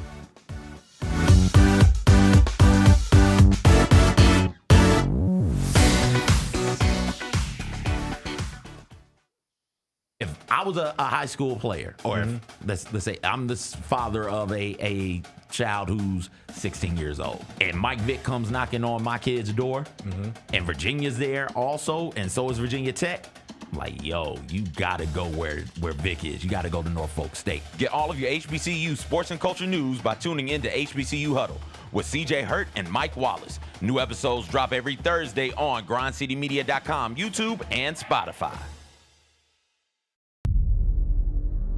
Can't wait. It's time to get it popping. It's going to be crazy. The fans are going to be loud. We need just energy. We're going to need, the Forum rocking. We're going to need, everybody in Memphis to be out there to come to support. When the fans are good, we're good. Simple as that. A Bane three. Yes, sir! Desmond Bane with ice water in his veins. We'll ride the energy together. Kroger shoppers and Grizz fans, one exclusive last-minute discounted ticket deals texted straight to you during the Grizzlies 2024-2025 season. Sign up with the new Kroger Buzzer Beater deal. Fans can sign up by texting Grizz to 636-479 or visit your local Kroger store in the Delta Division and scan the QR code. By signing up, you agree to receive recurring automated promotional and personalized marketing text messages from the Memphis Grizzlies. Consent is not a condition of any purchase. Message frequency varies. Message and data rates may apply. There's no substitute for experience, the knowledge gained from having been there before, and the passion to share what you know to make everyone around you better. It's true in basketball. It's true in banking. Grizzlies checking from Pinnacle. Play hard. Bank easy.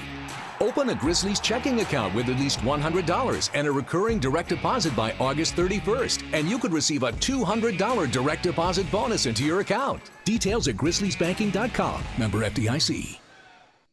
Sonic Radio. Welcome back to Sonic RNDIO. That spells radio with me, the CIO. This just in, the new Sonic $1.99 menu lets you build a crave-worthy meal for just $1.99 an item. Whether that's a creamy shake, crispy tots, or a quarter-pound double cheeseburger. This just out. Ostriches. They're mean, not very cute, and in my opinion, way too big for a bird. Don't miss the Sonic Fun 99 menu. 5 items, always $1.99. Live free, eat Sonic. Tax not included. See menu for details.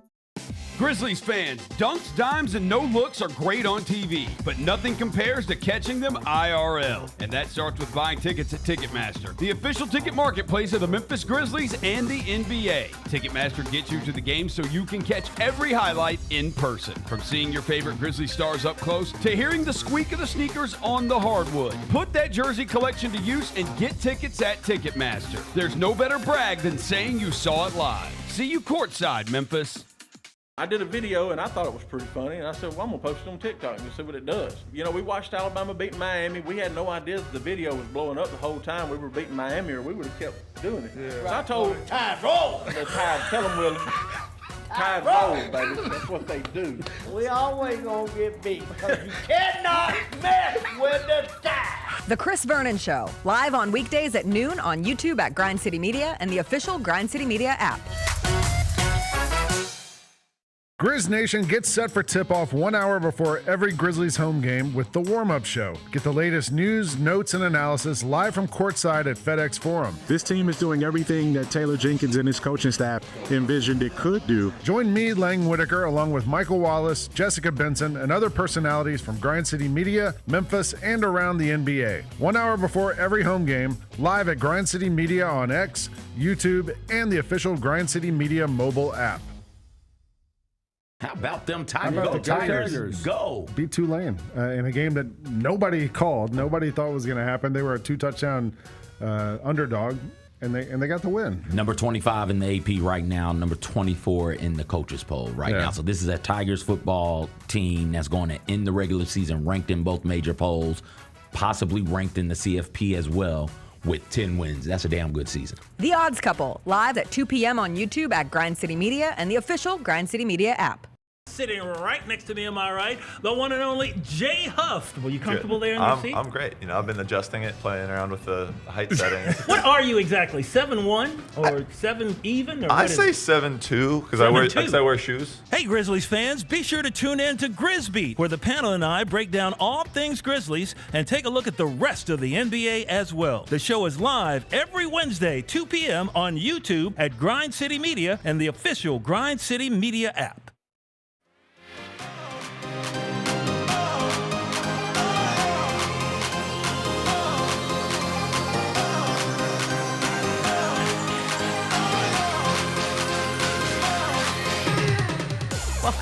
That's just the way history goes. The It is. train isn't late. We Historically. get rid of the two groups that we always get rid of. Bow, they're out. And then once that's done, it's like, okay, who else is here we don't like? And then they come through and deal with everybody else. Did you see that Anthony Davis has a new prank show coming out? I didn't see that until somebody said this was a part of the prank show. Can you imagine? What a good prank it would be. I love people who are committed to the bit. We have the graphics. We have Luka getting off the plane. But if this was all an elaborate, Ashton Kutcher's Punk'd could never pull off something of that magnitude. What's your favorite punk? God, I don't remember. Wasn't there a good Justin Timberlake one? All those memories blend and all those MTV shows blend into one thing in my brain where I cannot, between them, Sweet 16, that girl who got in a, did you ever watch my Super Sweet 16? No. Okay, well, there was a girl fight that happened over an invitation once and it popped up on my TikTok and it sent me back into the abyss of the memories. What do you mean girl fight? This girl was the rich girl throwing her Super Sweet 16 and I think she's now a human rights attorney, which is just such a funny, but she had a fit over a girl who she did not want invited to her party ended up with an invitation. You had to have the physical invitation, and that girl got one, and she called her out. She's like, I don't know how you got this invitation, but you were not invited to my party. And the girl's like, what do you mean? Everyone's coming. Very targeted. But so anyway, do you have a favorite punked moment? They put T.I. in cuffs on a tarmac because they found either guns or drugs on the plane. So that one was pretty good. I just know Justin Timberlake was in tears. Yeah, Tip was wasn't it Tip an and the whole IRS crew. thing? Was it? I think they told him that he was getting taken down for tax evasion. The Bernie Mac one and they was called pretty his good. mom. I'll turn up. That's good There was a Kim Kardashian one. I didn't see that one. Bernie Mac was good. Ashton and Bernie Mac did Guess Who? The Guess Who's Coming to Dinner yes. remake. So Bernie was like, you can't prank me. And I forget what Ashton did to prank him, but it was good. Just imagine. I miss doing mean things to celebrities. Can we get back to that? Yeah. Let's prank them. Okay. Let's do it. But I do love the idea of an Impractical Jokers for the NBA. For Anthony Davis. Impractical Jokers is having a moment though because now the it's not even March. No, because Unrivaled is on TNT on TBS and on True TV at times, and so I've had my TV on an Unrivaled game and then turned it off and come back. And Impractical Jokers is on. And I'm like, oh, this show exists year round. And one of them was hosted, or the guest host was Bret Michaels of Rock a Love with Bret Michaels. And I know he had a music career too, but for me, he is always Rock a Love with Bret Michaels. That came after Flavor of Love with Flavor Flav. Anyway, the Grammys were last night and they were spectacular, CJ. Yeah. I'm saying it was a spectacular award show. I was excited for this year's Grammys because we knew that there were going to be 100 performers expected. I did not know how they were going to move through the performances. I figured some of them would be looped together because they do that sometimes, collabs and artists doing cross genres and whatnot. And it really wasn't much of that. There were tributes for Los Angeles throughout the night. There had been some calls for the Grammys to get canceled after the fires. No one ever thinks through of the number of people who are employed to help put on the Grammys. Not the rich people, not the music execs, but the production people, the floor staff, the people who run the arena, everybody who puts in work towards the Grammys. So then it became a fundraiser. They had a QR code that popped up throughout the night to donate to, and I know a lot of the after parties got canceled. But it all concluded with Beyoncé winning Album of the Year for Cowboy Carter. And I felt passionately about Cowboy Carter being the best album of the year. And she was presented the award from the Los Angeles Fire Department. The woman who read her name was so excited, she stumbled on it. You could just tell. She got giddy when she saw that Beyoncé won. It made me forget that 5 seconds before, when they were talking about the heroes of the fire department, and they've done tremendous work, they did use the word sheroes, which really threw me off. I thought we weren't doing that anymore. I thought it was illegal to say sheroes. And honestly, I think it should be. Didn't we sign an executive order? Yeah, about I don't think that? we can call people sheroes anymore. Shiro We're all heroes. And herstory, right? We signed the letter. Can't do that. We put that in legislation. First We can't 100 do that. days. We're not doing that. But it was so cool to see Beyoncé finally get that. Think what you want. She's long overdue. Lemonade should have won Album of the Year. I will put my cap towards Renaissance should have won Album of the Year. And so there was a finally collective sigh of relief, it almost felt like, that went over the crowd at the Grammys. Lady Gaga was crying. Everybody they cut to was crying as Beyoncé went up and accepted her award. Also, that diva, she got there 3 minutes before they announced the Country Music Album of the Year, which she also won, and Taylor Swift gave her that award. So like, cataclysmic, everything coming together. The news that Kanye West reportedly was asked to leave the Grammys after he showed up on the red carpet. They're now denying that report. Entertainment Tonight has taken down their original tweet on the matter, but it did kind of set this collective time machine of the original Taylor Beyonce moment with Kanye West, and then Taylor Swift giving Beyonce the Country Album of the Year award, which in combination with getting Album of the Year, like, what a joke for the CMAs. The CMAs wouldn't even nominate Beyonce, wouldn't even recognize Cowboy Carter. And I'm just grateful. I thought it was a tremendous album that crossed a lot of genres, obviously with its roots in country. She thanked Linda Martell in her speech. Blue Ivy went up there with her. And I was just grateful that I could rest peacefully knowing that for once, the Academy did not get it wrong. Finally. Yeah, it's kind of is what it is with the CMAs. You're not going to go there and be somebody like Beyonce and be welcome, be accepted. And we have this example. We know this not only because Beyonce Cowboy Carter wasn't nominated this year for any other awards at the CMAs, but because when Beyonce went up there to perform Daddy's Girl with the chicks, it was very cold. Mm-hmm. It was very callous. It was very, hey, you don't belong here. Get out. Go back where you're supposed to be type of feel. That's just what it is there.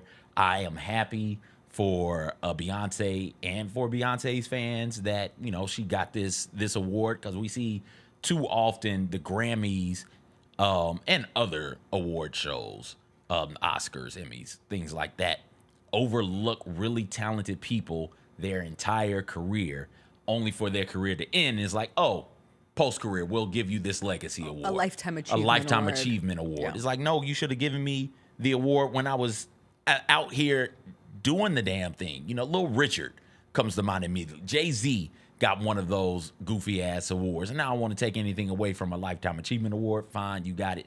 Do you. But there is something to be said for winning Album of the Year, Song of the Year in your career, while your career is going on. And I'm glad we got to see Beyonce get that recognition. She deserves it. She's one of the true spectacular artists that we have out right now. And I'm glad that the Grammys avoided that awkward Denzel Washington at the Oscars moment where everybody was like, oh, this guy right here, this person right here is going to win the award. And then nope. It's like, how the hell did anybody else win it? To the point to where I forget who won the award. Denzel lost it for Fences. The other person gets up there and is like, hey, I just want to say I'm shocked also. Yeah. I love Denzel. Yes. I didn't want this. And if anyone else had won last night, they would have had to have that moment. Like, it would have. Yes. It was. And you want to know who the one person that I thought might steal it at the end, because she won Best New Artist, and the Best New Artist category stacked. Every single Best New Artist performed last night, which I hope they keep for the test of time. Who were they? Chapel, Chapel Roan, Doechii, Sabrina Carpenter, Teddy Swims. When I said at the beginning, I'll save the last for the man who stole my attention on this show. Well, just we're running up I know, on but I'm just getting the other ones out. I wrote them down so that I wouldn't forget one. Shabuzi, Crew Nagbin, who's coming to Riverbeat, and there was a cool Riverbeat ad in the middle of the show. Ray, who I've heard some people say is the next Adele, and I was like, no, you can't have the next Adele. And then she was there barefoot, and she held the note on this song, and I was like, oh, she might be. All right. The vocal control was out of control. Benson Boone, who's also coming to Riverbeat, who I have been very agnostic on Benson Boone. We share a name, but I've just been like, to be honest, heard one of his songs once and was like, oh, I think he's kind of like Christian music sphere, and that's cool. That's your thing. That's just not the music that I'm normally listening to. This man had Heidi Klum and I forget who the other woman was, but took off his suit, revealed this like blue Lycra jumpsuit. He did a backflip off of the piano. I was like, Benson, I was unfamiliar with your game. This was remarkable. And then he did a crotch grab that was so aggressive, he had to apologize for the aggressive crotch grab. I will be going to see Benson Boone down on the river. You betcha. You betcha I will. Anyway, I thought Chapel Roan, given that she won, could have catapulted herself perhaps into Album of the Year, because it did feel like there was a adoration for Chapel Roan last night that really like recognized the moment that she had. all those performers were great. Doechii getting Best Rap Album of the Year, just the third woman to win Best Rap Album, along with Lauryn Hill and Cardi B. And her speech was fantastic. Her performance, I've talked aggressively. A lot of theater energy. You all roll your eyes at the theater energy, but Doechii has it. Sabrina Carpenter big time has it. I need her to star in a musical comedy stat because I think she'd be tremendous. She's so cheeky. She's so funny. Yeah, overall it was great. Did you see anything pop up on your timeline from it? No. The Quincy Jones tribute was good. Okay. Stevie Wonder. I'll go back was there. Janelle Monáe. Sorry, I meant to lead with that. Janelle Monáe. I'll go back. Doing Michael. I'll go back and find some of these things at a later date. The performances are worth going back and finding. Okay. Some of them. Whichever ones tickle your fancy. Top performances, top 3, we'll say. No order. Pitting you on the spot. I'm sorry. Doechii, Chapel, and Sabrina. Okay. The girls were, and Charlie XCX was great too. I would have guessed those 3. Yeah, they were phenomenal. Yeah. Billie Eilish was like out in a field, which was very California. Bruno Mars and Lady Gaga did California Dreamin', which was very ethereal. But Chapel, Sabrina, and Doechii gave me like great hope and great excitement about all of the music that they could continue to make down the pipeline. So exciting times for them. We'll take a quick break. Could be less exciting times for us. A meteor might hit the Earth. We'll do a little Hot Mess Express. It's not a meteor, it's an asteroid. What's the difference between an asteroid and a meteor? We'll get into it after a quick break. We'll do some Hot Mess Express before we get into the rest of our Monday.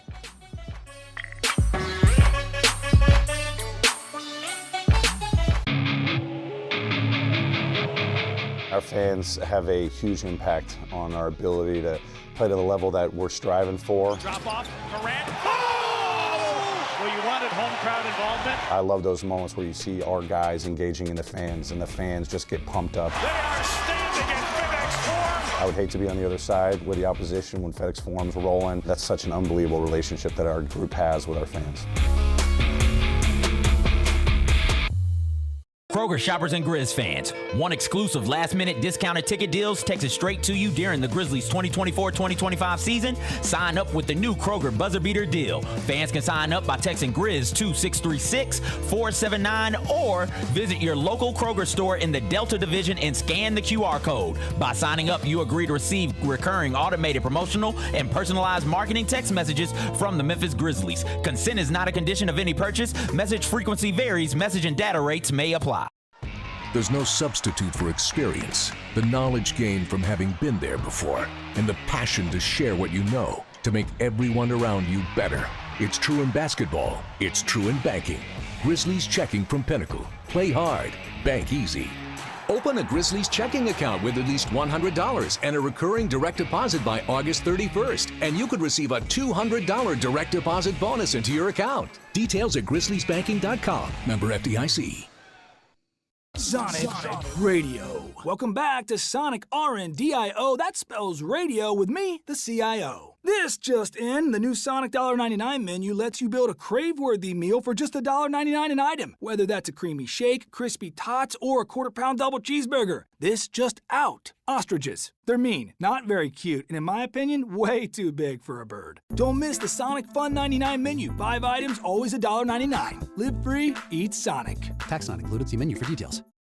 Grizzlies fans, dunks, dimes, and no-looks are great on TV, but nothing compares to catching them IRL. And that starts with buying tickets at Ticketmaster, the official ticket marketplace of the Memphis Grizzlies and the NBA. Ticketmaster gets you to the game so you can catch every highlight in person. From seeing your favorite Grizzly stars up close to hearing the squeak of the sneakers on the hardwood. Put that jersey collection to use and get tickets at Ticketmaster. There's no better brag than saying you saw it live. See you courtside, Memphis. I did a video and I thought it was pretty funny, and I said, well, I'm gonna post it on TikTok and see what it does. You know, we watched Alabama beat Miami. We had no idea that the video was blowing up the whole time we were beating Miami, or we would have kept doing it. Yeah. So I told Tide roll. The Tide, tell them, Willie. Tide roll, baby. That's what they do. We always gonna get beat because you cannot mess with the Tide. The Chris Vernon Show, live on weekdays at noon on YouTube at Grind City Media and the official Grind City Media app. So these are a pair of Kobe 11 Elite Low. These were part of a collaboration with FC Barcelona. I've never seen these in person. The detail on these are amazing. It's Flyknit, like, you know, the front of the shoe is Flyknit. It's got the lunar lawn, I remember, and the insole is removable. Yeah. The Sneak Fest Show, live Tuesdays at 2 p.m. on Grind City Media on X, YouTube, and the official Grind City Media mobile app. How about them Tigers? Go. Beat Tulane in a game that nobody called. Nobody thought was going to happen. They were a 2-touchdown underdog, and they got the win. Number 25 in the AP right now, number 24 in the coaches poll right now. So this is a Tigers football team that's going to end the regular season ranked in both major polls, possibly ranked in the CFP as well, with 10 wins. That's a damn good season. The Odds Couple, live at 2 p.m. on YouTube at Grind City Media and the official Grind City Media app. Sitting right next to me, am I right? The one and only Jay Huff. Were you comfortable there in your seat? I'm great. You know, I've been adjusting it, playing around with the height settings. What are you exactly? 7'1" or 7 even? Or I say 7'2" because I wear shoes. Hey, Grizzlies fans, be sure to tune in to Grizz, where the panel and I break down all things Grizzlies and take a look at the rest of the NBA as well. The show is live every Wednesday, 2 p.m. on YouTube at Grind City Media and the official Grind City Media app. Memphis Cat is back with his Heaven on Earth tour. I tried to be incognito, but thanks to Shannon Sharp's loud mouth, the gig is up. February 22nd in the FedEx Forum. In my spare time, I infiltrate the Illuminati. Look for their secrets. Run back. Tell y'all. Don't miss this year's most talked about comedy icon live. He's back with brand new material, an unmatched wit, and an electrifying performance. Get tickets at Ticketmaster.com. Chugga, chugga, chugga, chugga, chugga, chugga, chugga, chugga, chugga, chugga, chugga, chugga, choo, choo. All aboard! The Hot Mess Express. Chugga, chugga, chugga, chugga, chugga.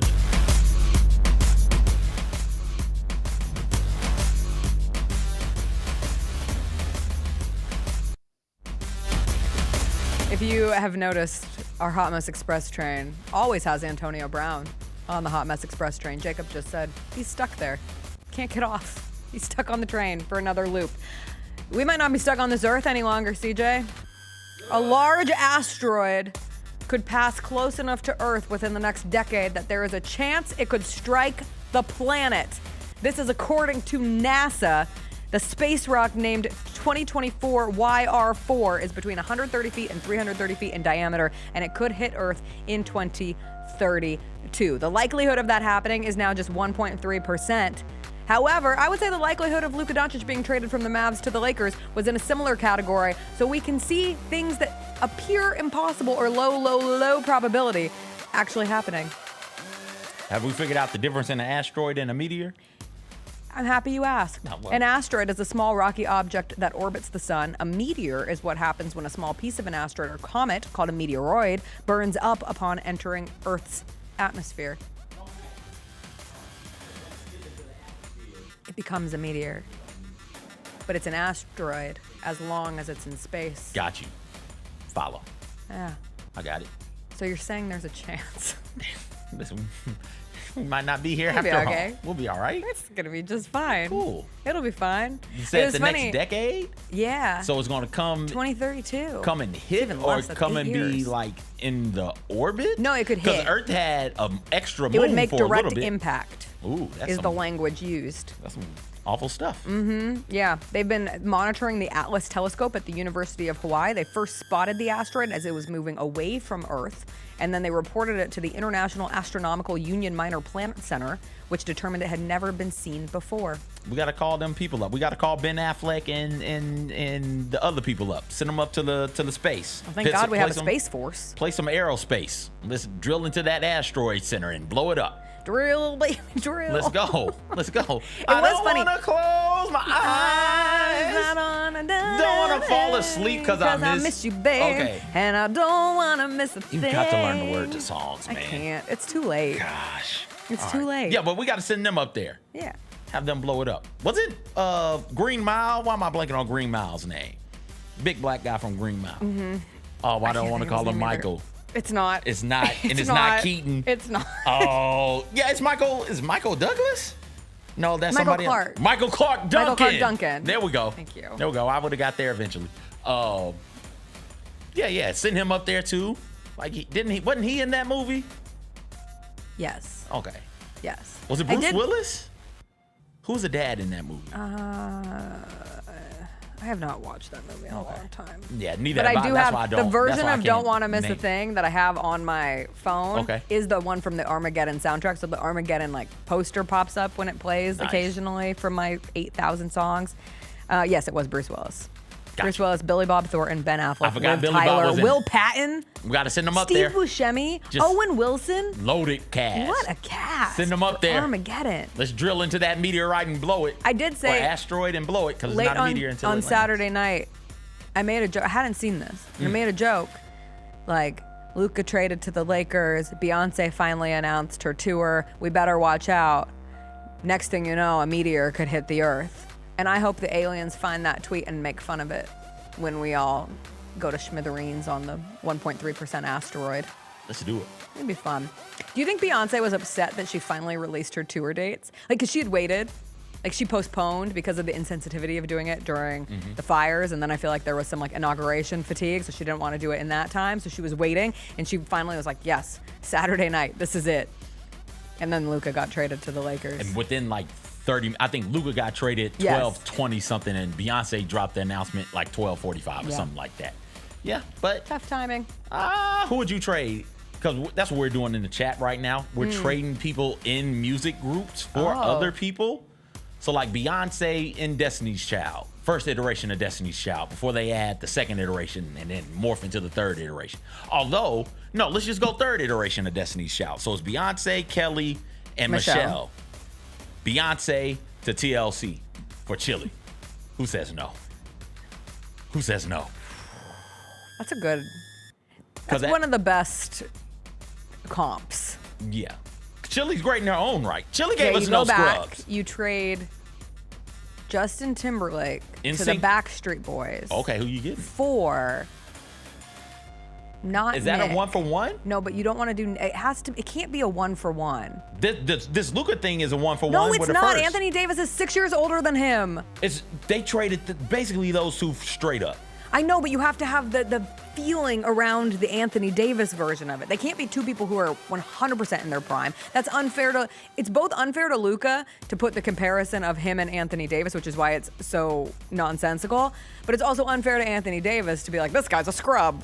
So you have to find the right mix. We're talking there. about a difference in the two. That's why I think Beyonce and Chili work perfectly. One is an all NBA player. The other one is a MVP player, Yes, right? respected by peers. There's a difference there. All NBA is great. Yeah. MVP is better. All right, so fine. Justin Timberlake for what's the other guy? Nick. Not is. Or who's the I secondary? thought Nick was the Brian. Brian. So you go Justin Timberlake for Brian and Aaron. You know, you get Aaron, okay, wait, let's do the reverse. You did no, get do it the first. reverse. Do the Okay. reverse. It would be Nick Carter for JC. Reverse it. That's where Okay. I would take the star of Nick Carter All right. and trading for JC, who arguably is the most important member. I mean, it pains me to say it to this day, but he was maybe the most talented member of that group. All right. And Anthony Davis was, at the time, the franchise for the Lakers in what could have been a post-LeBron world. But yeah, it's pretty good. Worst outfit from the Grammys last night, Was what? Jaden Smith. Are you sure? Yes. All right. What is this man wearing? I don't know. I saw somebody say, I don't have time for this. I don't have time for this nonsense. He has a castle on his head. It's just a normal suit with a castle on his head. Why are the youths the way they are? Somebody probably told him he's living in his own head, and he's like, "Oh, I'm gonna make that a statement. I'm gonna do that. I'm gonna put an actual house on my head." What a weird. He's happy. He's not hurting anything. Boy, what a weird kid. Ain't nothing wrong with that, What an though. oddball. I support him. Yeah, Go ahead and I be appreciate odd. your individuality. That is beyond individuality. That's something else entirely. You is it do not? you. Excessively. I thought the worst outfit Was Kanye's date Bianca Yeah, Jacob, show the video. wife? Is she Wife? his wife? I think so. I think she's his wife. We can't show the back part of the No, video. we cannot show the video. Just the back part. We cannot show the video of It's the Bianca back. Cesaro at the Grammys. No. Thank you, Jacob. We can't hear. Oh damn. No, but you can we can have your interpretation. Tell us what happened. It's not gonna do it justice. But here we go. Of course it's not. Kanye's on the carpet with this chick. And she's got this big black mink coat on. The mink coat is nice. Beautiful coat. And it's like, is it cold enough for all that mink? Yes. All the way it goes. But she turns, hits us with a back shot. I wish I would have been naked under here. You'll have to imagine it. So got her back to us, and they say, hey, Bianca, drop the coat. And so she drops it down to her shoulders. It's to her shoulders. It's like, oh, that's a nude colored dress. And then she just lets it all fall down, and all you see is her cheeks. It's everything. It is just back. It is like completely and totally see-through. And then one of the camera people goes, oh, damn. And then they're like, turn around? And she turns around, and at this point in the video, I was thinking to myself, all right, she's got to have pasties on somewhere. No. It's got to be, No. It's just nipples and cat all out there in the open. Yeah. And she's standing there posing. It's like, holy hell, she is butt-ass naked. This must be how you feel. You got mad at me because I'm wearing a crop sweatshirt and you told me it's February and I shouldn't be wearing a crop sweatshirt in February because it's winter, even though it's going to be 70 degrees today. And Digress. It's winter, Jessica. But that's how I feel with this poor baby. I just constantly want to. Yes, I just want to give. That's a grown-ass woman. Put some clothes on. Put some clothes Baby girl, on. put some clothes on. Clothe yourself. I do want to give one quick shout out before we leave. I mean, you got 2 minutes. Taylor Swift looked hot last night. 4 minutes. Oh, she did. Taylor Swift looked she did. smoking. All the women. Also, the T chain on her leg, which I'm choosing to believe is absolutely a nod to High School Musical, and the T is for Troy chain that he gives to Gabriella, and many others made that connection as well. She looked stunning. Shakira. Another performance you should go back. I'm sorry for not remembering to mention the Shakira performance. My God. Her hips still don't lie? They do not. Oh. I wonder if she'll ever reach an age where they do. I'm beginning to think that they won't. Arthritis has got to set in at some The way point. her stomach moves. Oh, yeah. And like J-Lo was there too, and I had to shout wonder out. how J-Lo feels. Like Shakira's, they want her to perform, and J-Lo's like, just present something. Just stand here. Just don't. We're not going to do the Super Bowl again. Let We can't Shakira have too Shakira many Latin thrive. performers up on stage. Like, you know. Shakira was incredible. Okay. Anyone else who looked great? Olivia Rodrigo, I thought, looked spectacular as well. I'm telling you, the girls were everywhere last night, other than Benson Boone. And Kendrick, who notably wore a Canadian tuxedo. That's the last thing. Realized we forgot to say Why's that. that? Oh, because of Drake. Gotcha. The man, his pettiness knows no bounds. His hate knows no bounds. He wore all denim. Because it's a Canadian tuxedo. All right, we got Grizzlies Spurs tonight at FedEx Forum. I will be there. CJ will be there. CJ's going to be on the warm-up show later tonight, 6 o'clock on Grind City Media. We will be back tomorrow morning. Hopefully we're talking about a Grizz win. We'll see if any other craziness happens in the NBA trade world. This should be a continuously weird week. We will leave it at that. Have a great Monday, everybody. Bye. Happy birthday, Elmo. Just wanted to throw that out there.